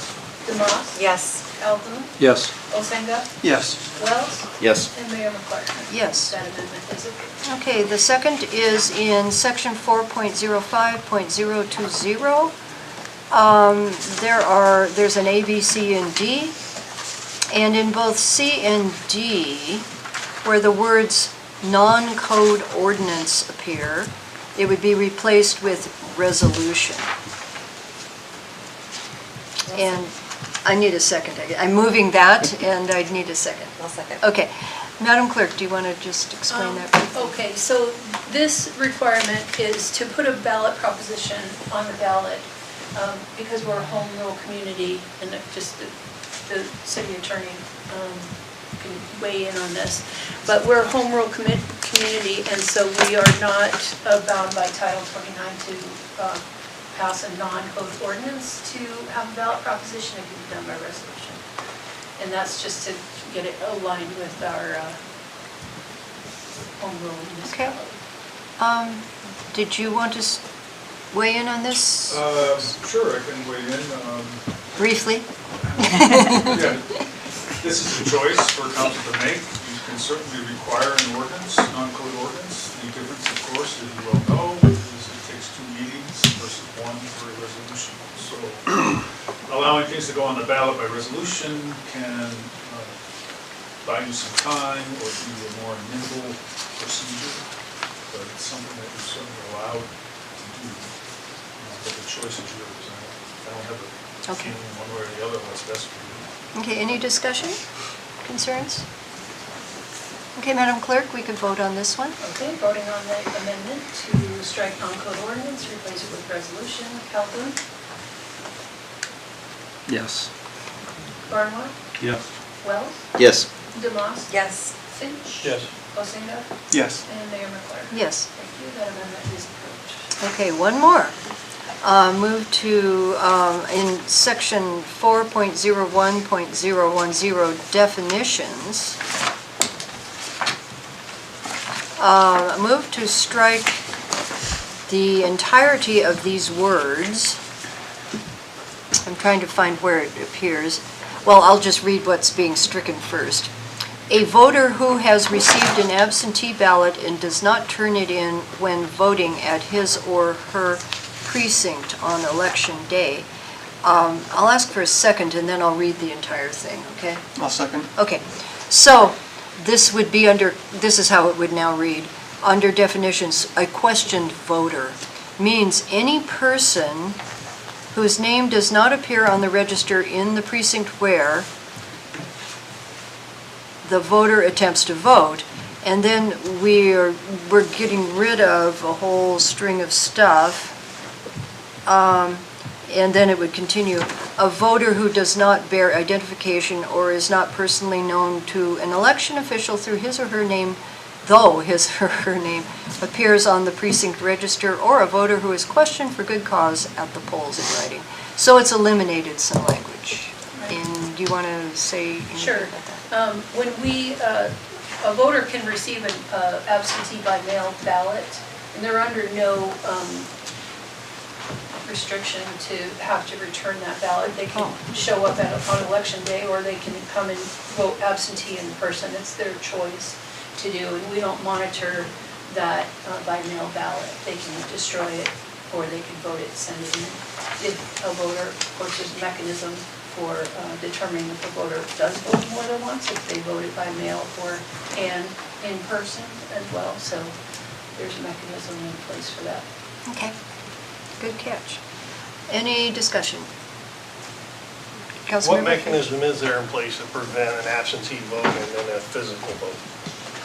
So a voter by mail would mail in their ballot, and that ballot would, if for a state, it would go to the state. For here, it would come back to us. We have the voter register for election day, and we would go through that. I go through that register and mark it. If I have received a return ballot from a by mail voter, or if I have conducted a ballot, issued a ballot to an in-person absentee voter. So that's marked on the precinct register, so that on election day, the election board knows who's already voted.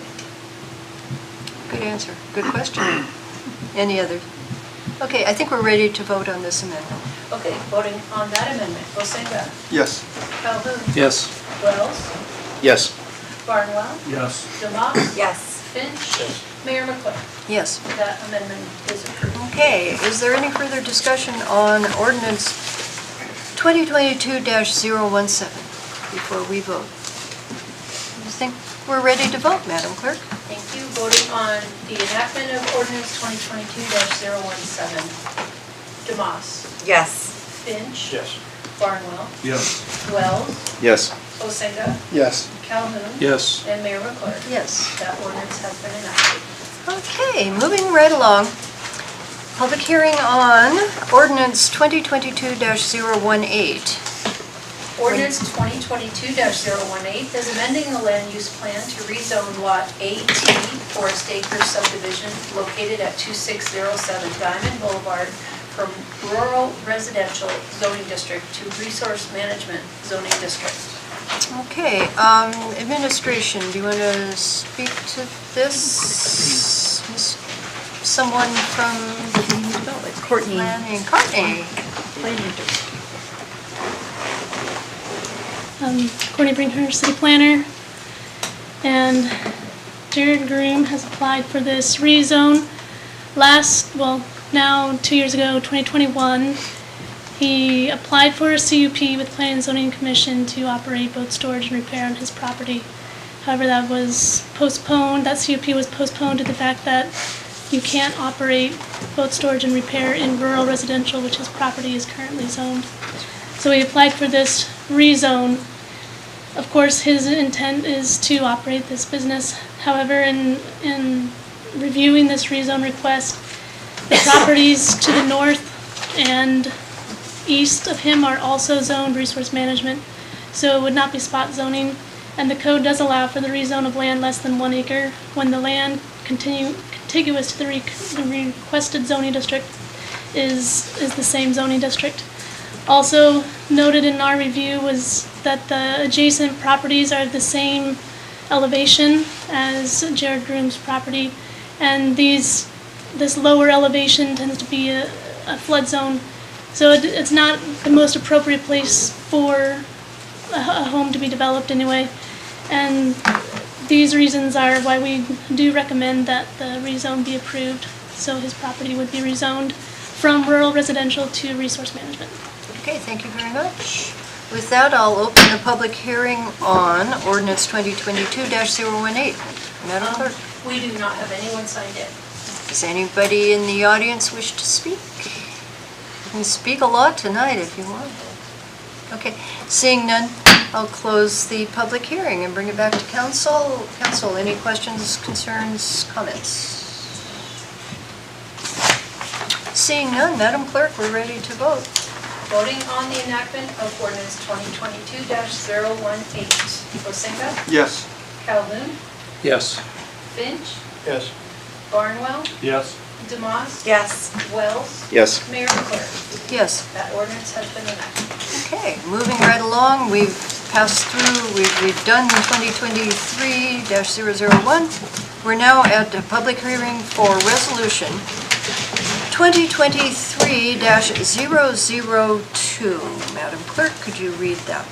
Resolution 2023-002 is authorizing the city manager to enter into and execute the purchase and sale agreement and related documents with the U.S. Coast Guard for the sale of 1.576 acres of Lot 2A-1, Block 9, 4th of July subdivision, Seward Marine Industrial Center, Kenai Peninsula Borough, Coastal Lot replat, Seward Recording District, 3rd Judicial District, State of Alaska, for $429,750. Okay, thank you. Administration, it looks like Harbor Master Regis is going to Yes, Madam speak to Mayor. this. So, Oh, I'm sorry, yeah, I thought I had this all together too. I need a motion to approve in a second, please. A motion to approve It's- ordinance 20, Yeah. resolution 2023-002. I'll second. Okay. This is getting longer and longer. Okay, we've got a motion to approve and a second. So now, administration, would you please talk about this? yes, Madam Mayor. So this has been a long process with the Coast Guard. And it's really nice that, you know, Senator Sullivan got involved, and once he got involved, things took off, which was great for us. So we, like I said, we did our appraisal, and they did our appraisal. We can't see their appraisal, but theirs came in higher. They're gonna take theirs, so it's not bad for the city of Seward.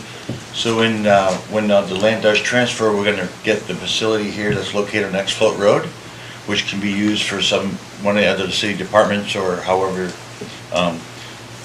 council or the city manager sees fit. Yeah, so they're trying to get this done before February 1st. That's why we kind of rushed it to get to you. The attorney looked at it and wrote it up. So they just want an answer so they can start moving forward. Okay, thank you. Anything else that you guys want to add? No, the only thing, is, yes, I guess I would say. Okay. What I'd like to add is that this has been a long process, and Harbor Master Regis has stuck with it, and here we are getting it to you and across the goal line. So it's been a very long process. Thank you. Okay, I'll open public hearing on Resolution 2023-002. Madam Clerk. We don't have anyone signed in. There's no one signed in. Is anyone in the audience wishing to speak? Okay, I'll close the public hearing and bring it back to council. Council, do you have questions, concerns, comments of any type? I'm seeing none, Madam Clerk. We're just a joyful group here. Voting on the approval of Resolution 2023-002, Wells, Yes. DeMoss, Yes. Barnwell, Yes. Calhoun, Yes. Finch, Yes. Osenga, Yes. Mayor McClure. Yes. That resolution is approved. Excellent, thank you. Okay, public hearing, number 5,000 tonight. On Resolution 2023-003, I'm going to do this right this time. Madam Clerk, would you please read it? Resolution 2023-003 is authorizing the city manager to sign a consent to assignment to JAG Alaska Incorporated, a lease agreement L09-126 with Alaska Logistics LLC for Lot 2, Block 3, 4th of July Creek Subdivision, Seward Marine Industrial Center, Kenai Peninsula Borough, and recorded as plat number 97-108 in Seward Recording District, 3rd Judicial District, State of Alaska. Thank you. I need a motion to approve and a second. I move for the approval of Resolution 2023-003. I'll second. Okay, it's been moved and seconded. Okay, administration. Is it our harbor master again? Okay. Thank you, Madam Mayor. So we received a request from Alaska Logistics. They want to transfer their lease over to JAG Industrial over there at SMIC. Both parties agreed to taking their everything. They're all compliant, everything, and we're just trying to move this forward so they can get they're going to bring some more boats in, some more work, and then they're going to raise the buildings. We get the travel lift in there. A lot of good things for this. Okay, thank you. You have nothing else? Okay. I'll open the public hearing for Resolution 2023-003. Madam Clerk, is there anyone signed in? No, ma'am, there is not. Okay, anybody in the audience wanting to speak to this one? I'm seeing, no? Okay, seeing none, I'll close the public hearing and bring it back to council. Council members, yes, Councilmember DeMoss. I have one proposed amendment for this. I think that council decided a while ago that any of these leases that were going to come back to us because of updating amendments or changes to them, that we were going to, at that time, take that opportunity to amend the leases to 30-year leases with 2 5-year options instead of the 99-year lease. So I plan to motion to amend for that change as more of a housekeeping kind of thing. Okay, you've made a motion? Yeah, so I'd like to motion to do that. I'll second that. Okay, it's been moved and seconded. Is there discussion on the amendment? Okay, Madam Clerk, can we vote on, harbor master? Yeah, I just want to touch on that. So, she is correct. So a while back, the council decided, previous councils, no more 99-year leases. But anytime we bring a lease before council, we want to try to get on level playing field with everybody else. So that's why the amendments can be made at that time. A 99-year lease, you can't touch it for 99 years, so now's the perfect time to. So I just want to touch on that. Well, thank you very much. Okay.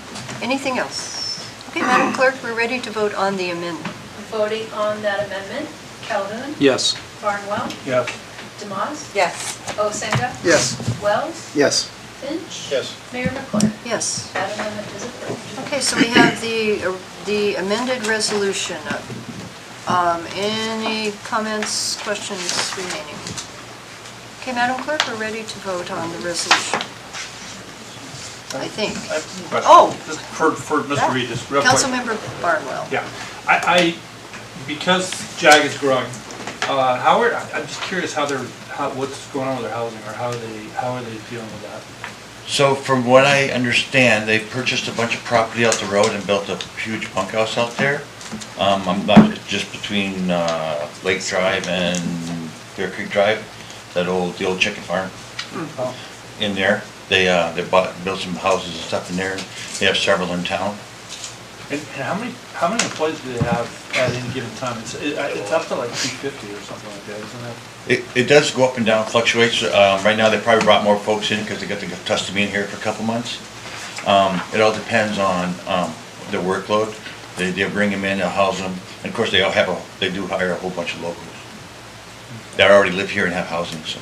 And just sorry, last question. The red, with the Sockeye site there, is that owned by JAG, or is that a separate? So the Sockeye Point is not owned by JAG, it's owned, God, I can't think of his name off the top of my head, but they do lease a section for him so they can pull barges out. Okay. Any further discussion? I'll be more careful looking. Okay.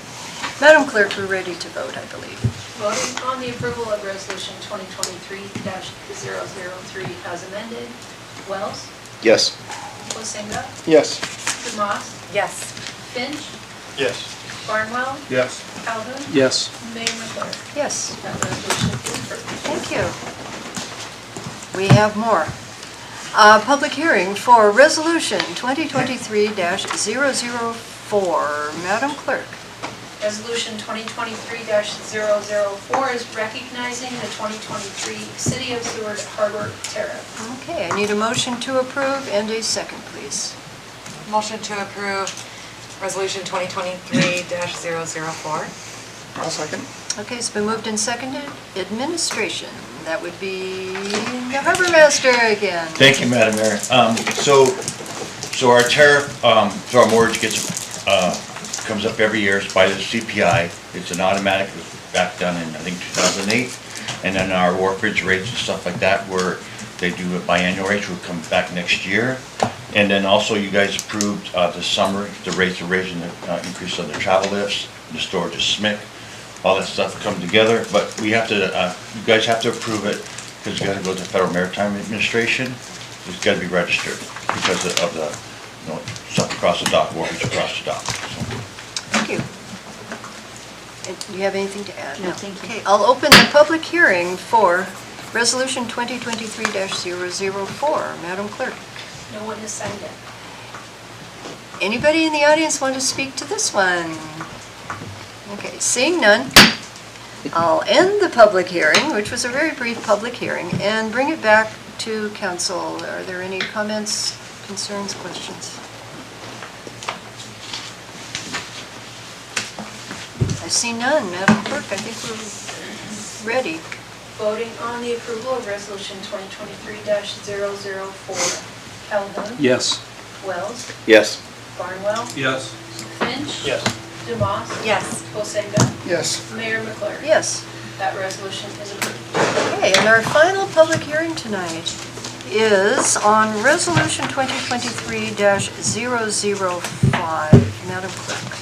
Resolution 2023-005 is adopting the calendar year 2023 City of Seward Tariff.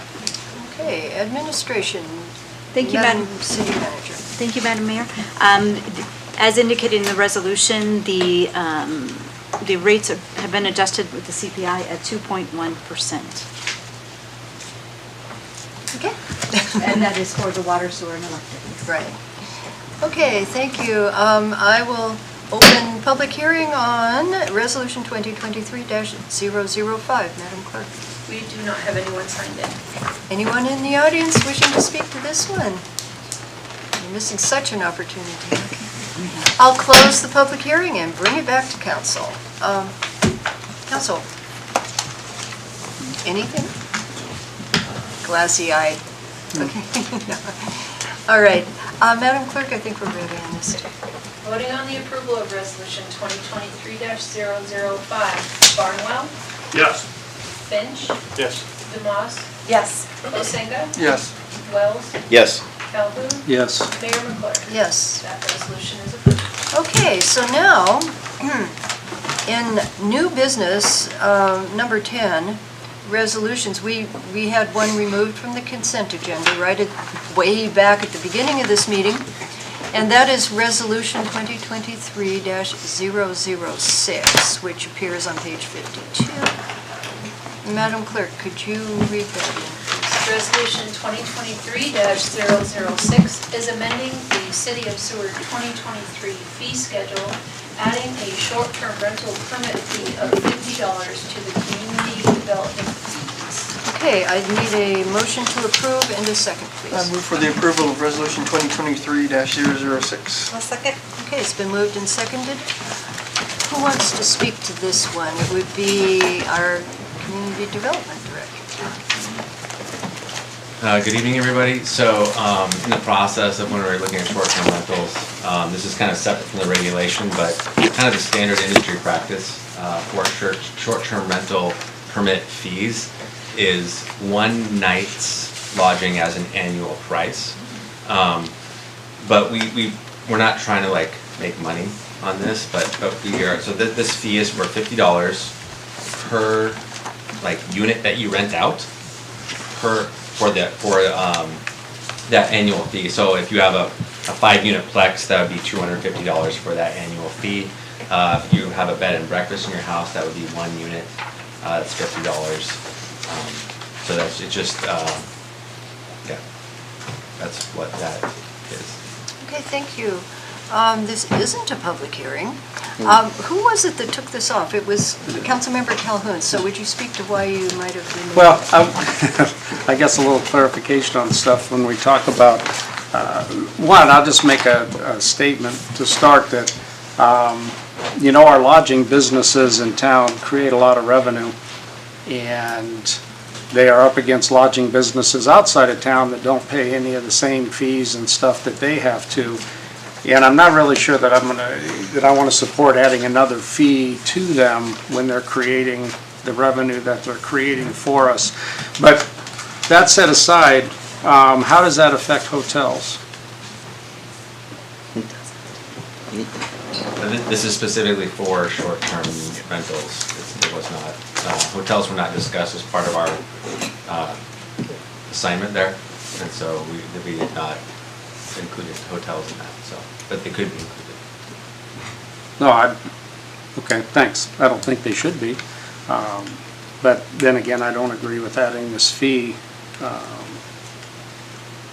Also, and I don't know that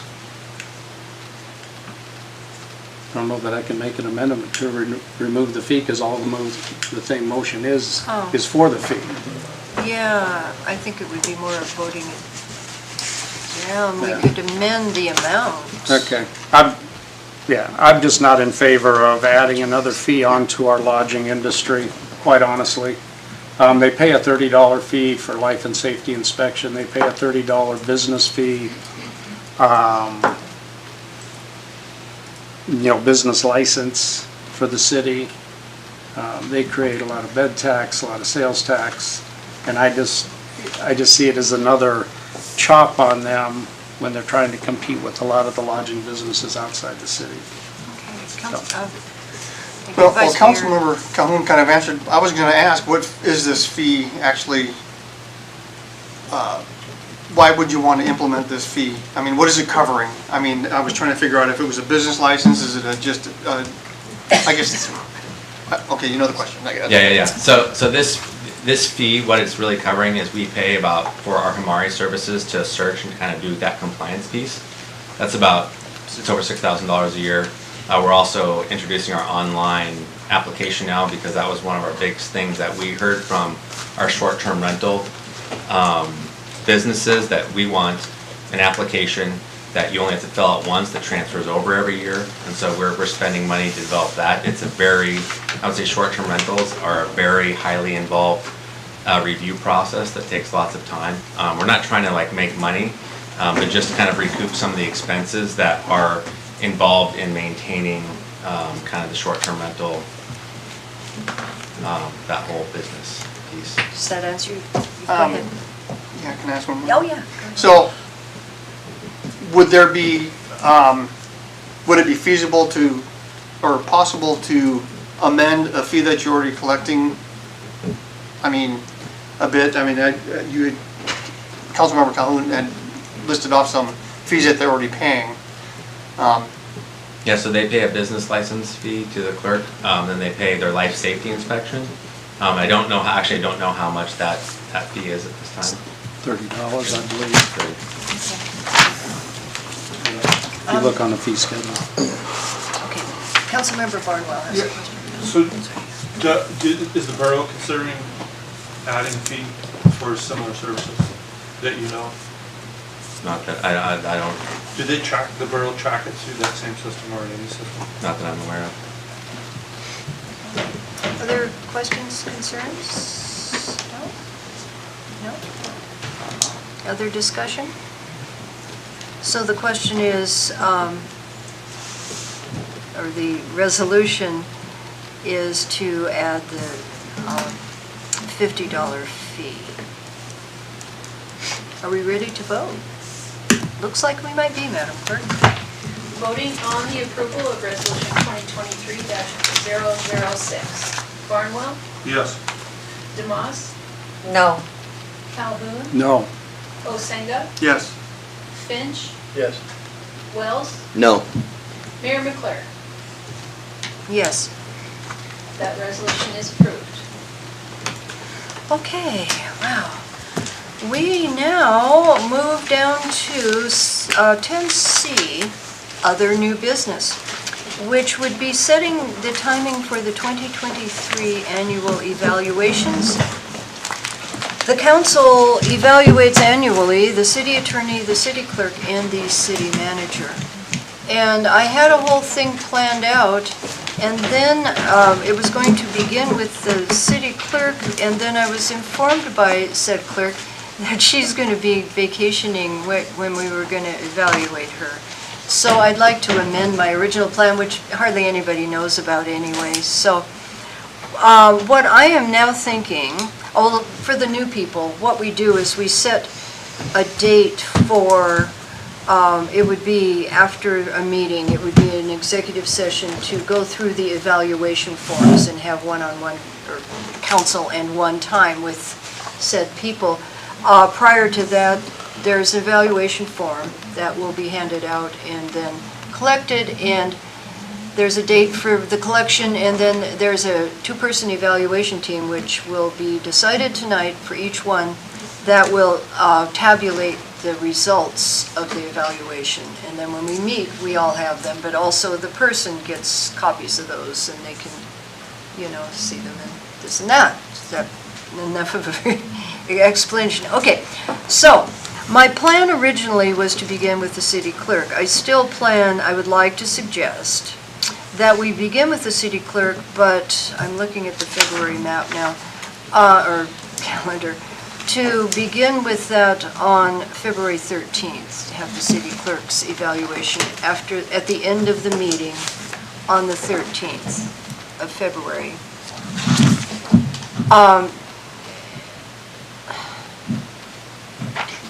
Let me sketch out my timeline first, and then we can get beyond that.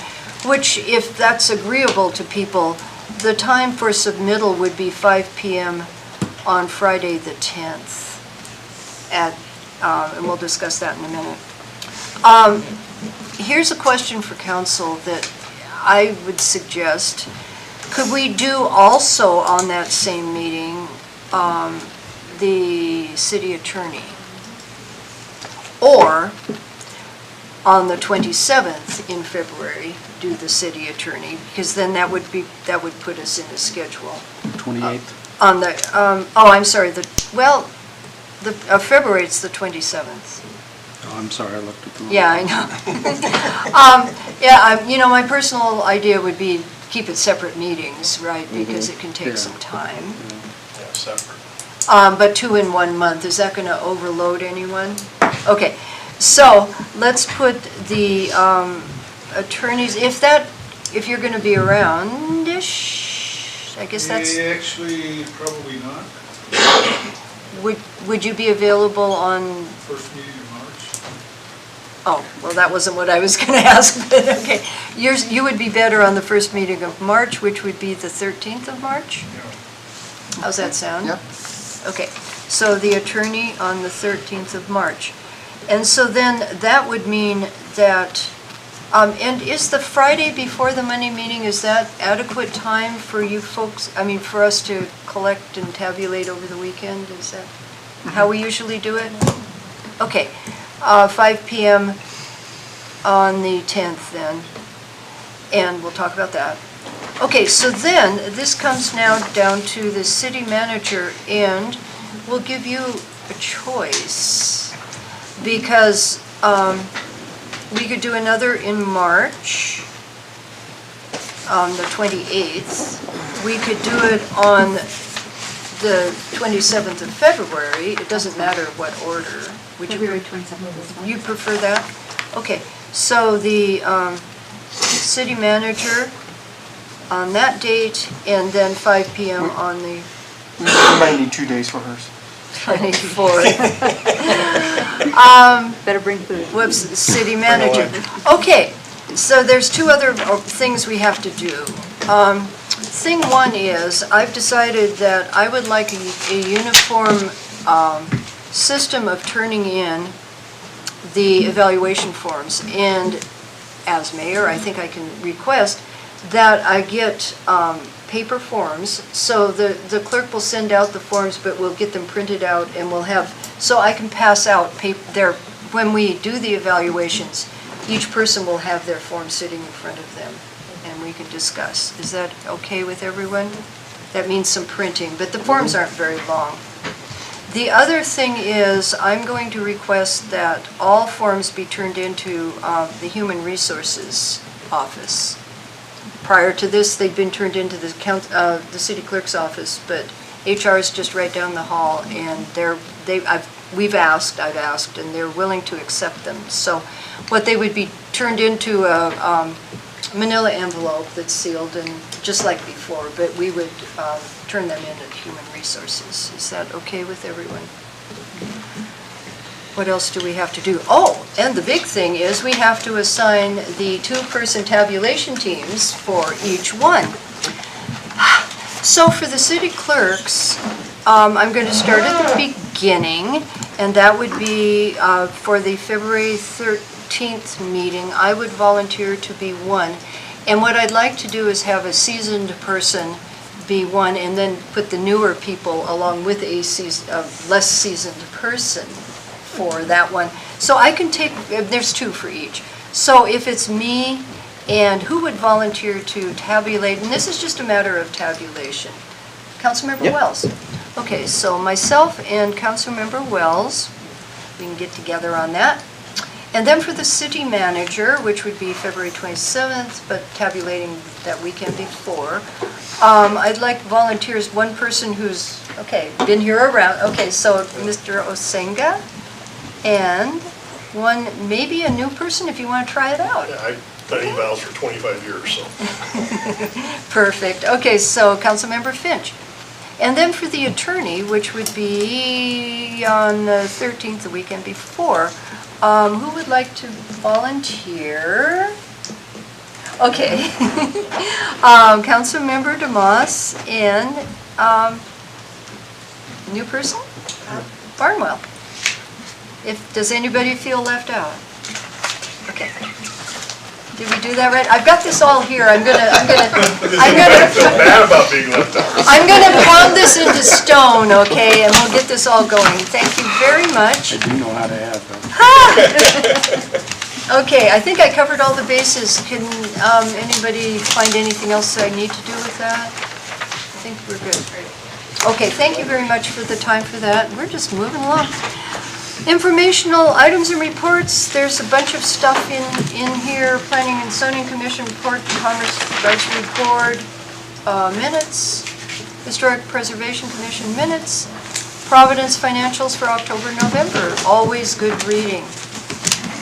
And that brings us to citizen comments. If the citizens haven't commented enough today, we get one more shot, and this is where you get 5 minutes per speaker. There's no sign up for this. It's first come, first served. So citizens, who wants to talk?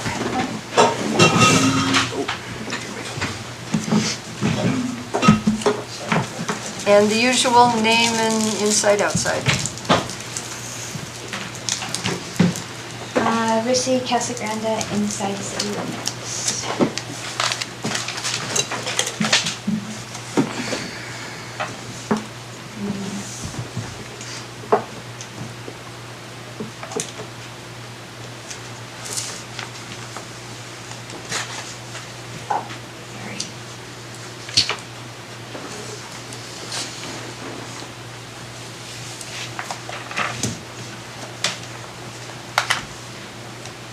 This is a comment texted by Elliot Jackson to me that I asked him to comment to you guys so that I can read something into the record, since I did say that he was available and there were a lot of questions and nobody needed clarification. There were not all facts before you tonight. And Elliot said City Council appeared to take public comments as true, which appeared to negatively sway their votes. We have fixed up every property we have purchased. You sit with that for a second. Like, you can drive by, you can look on the outside, you can go on the inside. Sorry, that was me, not him. Correcting fire and safety violations that the city allowed previous owners to get away with. The water main issue was done by a contractor without notifying us prior to digging. He should have been held responsible, but we paid the bill. So many half-truths and untruths were said. I'd like an opportunity to share the truth. I'm asking you guys, somebody, I just need one of you, and then I need 4 of you to please bring this back for reconsideration. Just to hear the truth. Just to hear the facts. I don't understand why we didn't want to hear from Elliot when there were questions. I do feel that administration did the very best that they could to answer a lot of these questions. But one fact in particular is the Van Gilder. Elliot has done everything to bring the Van Gilder to code. The only outstanding code violation that is on the Van Gilder are the windows that were on the Van Gilder when he bought it. He bought the Van Gilder about 10 years ago, and we have administration that changes. We have new standards that come in. We love that, right? Like, we're trying to make this place a better place. But you can imagine how you would feel if you bought a business and then you were told these windows that you have no longer are to code and they have to be changed in the middle of COVID. And they need to be changed now. And of course, I'm notorious. I oftentimes feel like I'm being picked on. It's human nature. And you wonder why, right? But he's working with the city. He's doing everything he can. You're talking about replacing every single window in a historic building downtown. Like, think about that for a second. Not having a building supply, having a supply shortage, finding out about this during COVID, and then expecting to have, like, now we're before council and we're looking for a lease reassignment, and we're digging that deep to try to say that this guy doesn't comply with the city. Those are two things that I heard tonight that were brushed under the rug. Those were not facts. He did pay his bill. He has no outstanding danglies with the city. Everybody's working hard. Who do you guys want to buy the Breeze? I guess that's like one of my bigger questions. What do you see as the Breeze? You just passed a lease tonight for JAG, who has a monopoly over at Smith. Somebody said he's got a monopoly in town. JAG has a monopoly. The JAG gives back to our community just like Elliott does.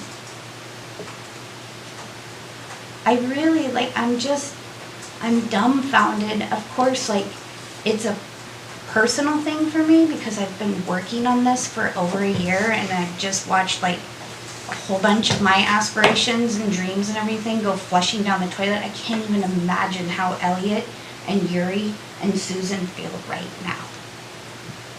That's what my full body just trembling is. And it was almost felt like, and I'm not trying to be accusatory, but it really felt like you guys all had your mind made up. You guys were digging for these little tiny dinglies, and you didn't ask further, what's the truth? When are those reviews? Are those recent reviews? Are those reviews on the Van Gilder, who he's been trying to move feds and work with the city and move doors and try to do all these things just to keep the place from being shut down and just molding and deteriorating? I just went through all the bills of all the properties, right? Our water and sewer, some of you guys know. There's a reason why some of those places can't be left on. Okay, anyone else wishing to speak? Go ahead.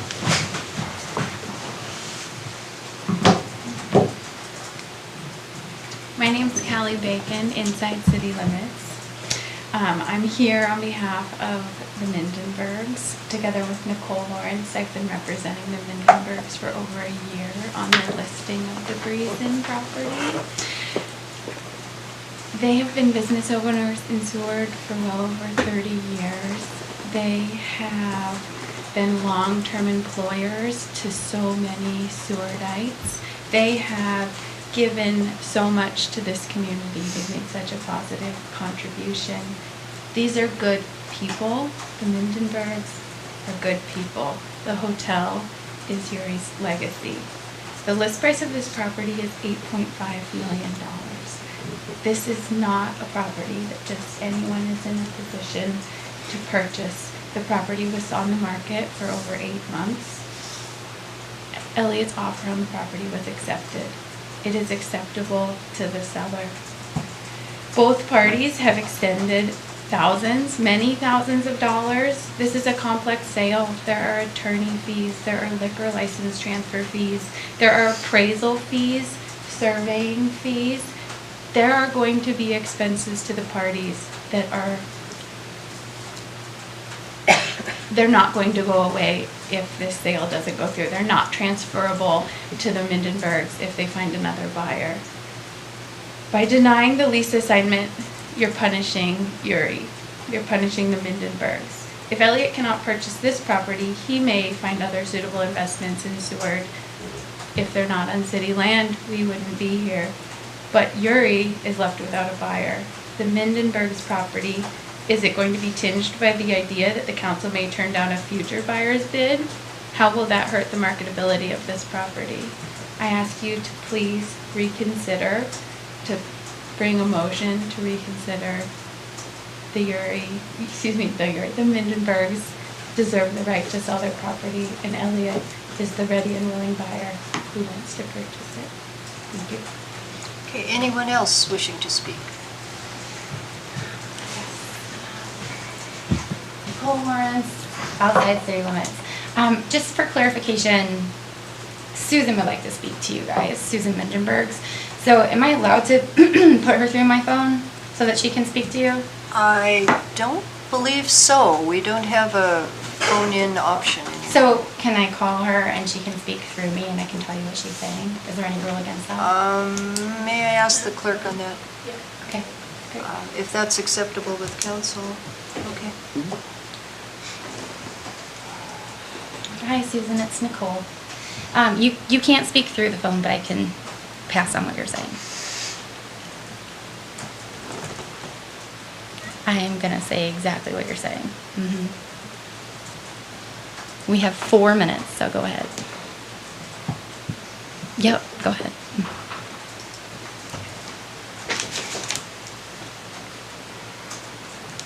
So good evening, everybody. My name is Susan Mindenbergs.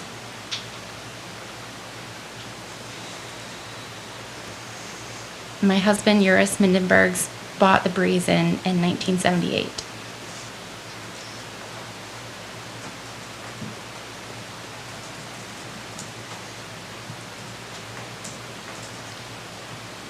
He took a small, this is harder than my wedding vows, he took a small rundown hotel and turned it into a 100-room hotel that is an asset to the community.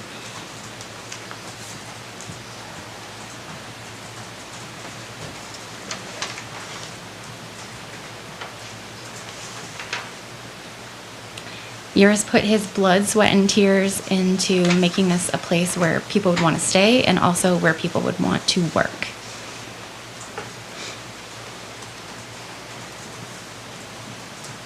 Now, after 45 years, Uris has to sell the Breeze Inn. The only viable offer came from Elliot Jackson of ZPA LLC.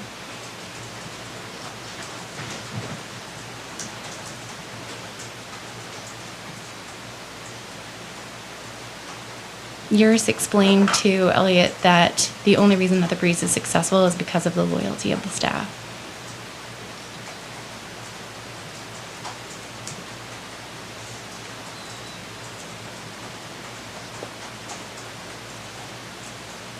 Mr. Jackson has promised Uris that he will continue the tradition of respect and rewarding and treating employees properly. And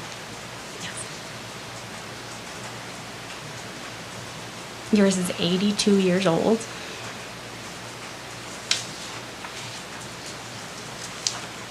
He's made a significant contribution to Seward and the harbor. His health isn't great.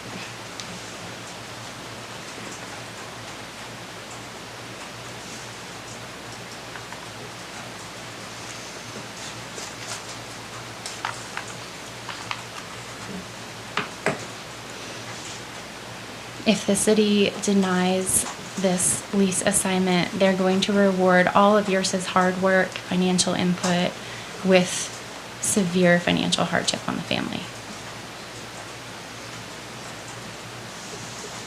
Please reconsider and grant this lease transfer. Thank you, Susan. I'm gonna let you go for a second.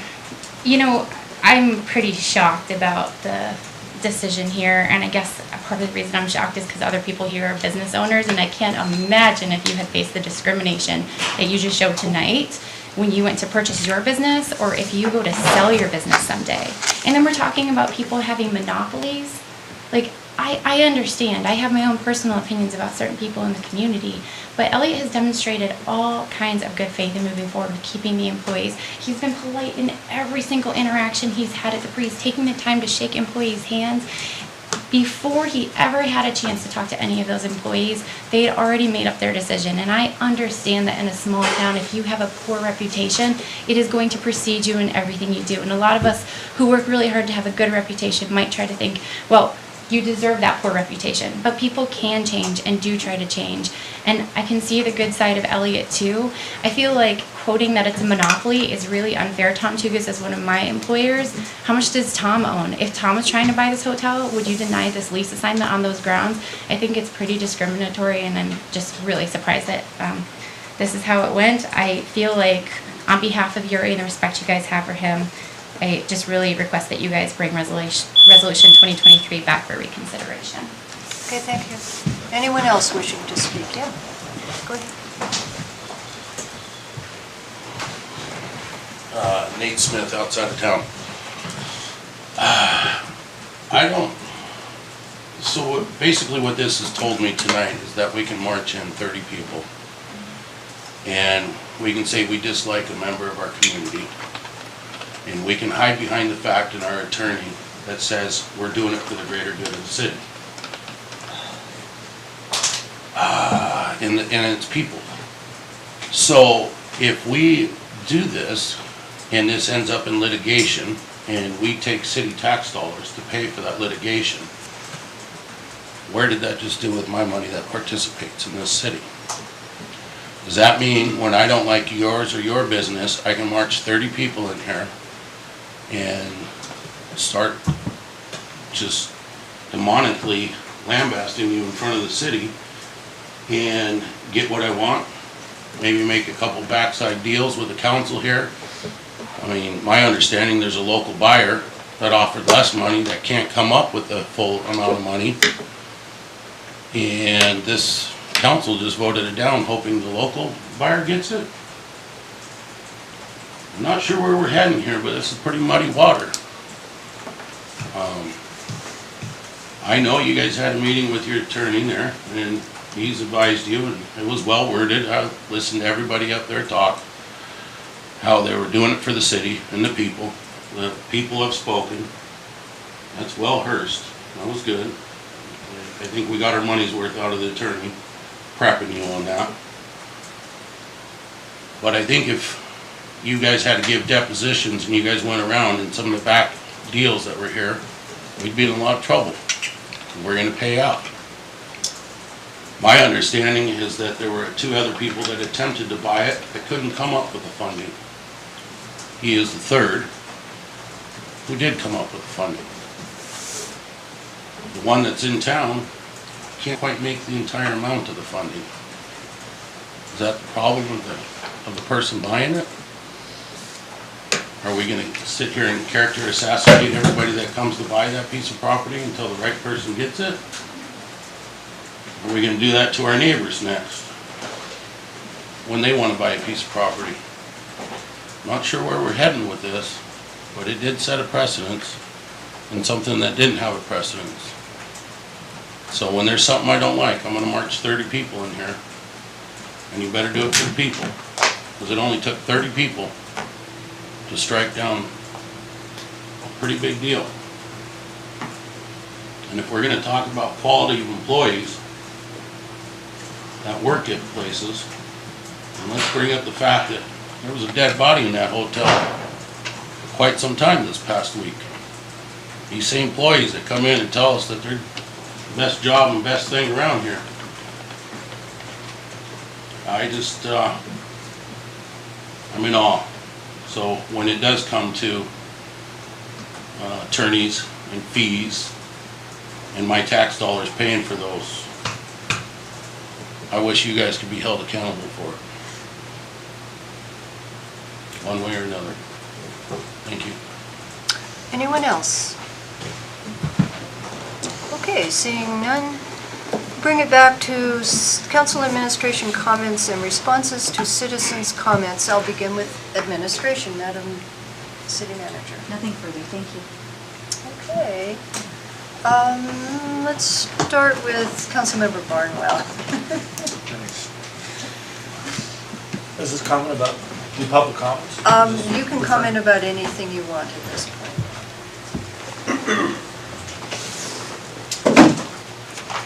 It's an emotional issue. I'm sorry that not everyone feels comfortable with our decision. I somewhat resent backdoor deals. Definitely, from what I saw, there was nothing on that level. We've worked hard to have integrity here, and I think we've tried our best. So I'll leave it at that. Thank you. Councilmember Finch, I'll go back and forth. No comment? Councilmember Wells? No thanks, no comment. Councilmember Calhoun? I've said enough. Councilmember DeMoss? I'll say a couple things. I really appreciate what Councilmember Barnwell said. I'm it's very important to me to be part of honest and, whatever it is, transparent participation for things like this. So in response to your comment, Nate Smith, there was no backdoor deals going on, and You have a council here that is extremely honest and transparent and worked very hard and listened to the community and made decisions based on what we think the health of the community is. I have really high respect for all of the folks that came out today and spoke, because it was really courageous, because a lot of people that wanted to speak and that did write letters were afraid of retaliation because they've had experience that was, not okay with this certain individual, so they didn't even feel comfortable coming forward. I'm sorry that the deal didn't work out for you guys. I'm pro-business, I'm pro-growth for Seward, and I know it was a big deal, and I know 5 people lost a lot of money. But I'm more concerned about our community as a whole, and I've said this from the first day that I owned my business 15 years ago, that not all business is good business. That's all I have. Thank you. Vice Mayor Osenka. Well, I'll start off with Happy New Year, everybody. And the Polar Bear Jump Off is this weekend coming up, so please support the Polar Bear Jump Off. Boy, thank you, Noah, for our recognition for our readiness, and congrats, Seward, on that. And I will agree, and I'll just kind of reiterate Councilmember Dumas and Barnwell that I had no backdoor, no backroom talks. I did not speak to a lawyer about my decision. I didn't speak to that lawyer. I didn't speak to anybody. I came in here with an open mind. And that's all I can say about that. Everyone have a good day. Okay, thank you. I'm not going to say very much because it's been a very long evening. I think I want to thank everyone who came out and spoke their minds. Every decision that's made is going to have pros and cons to some people, and that's just the burden we have as elected officials. And it's just something that we agonize over. Some of us agonize over these things a lot, I'll tell you. So, but some of the decisions we made tonight were really good ones too, on other aspects. So life goes on, and with that I'll adjourn at 9:43.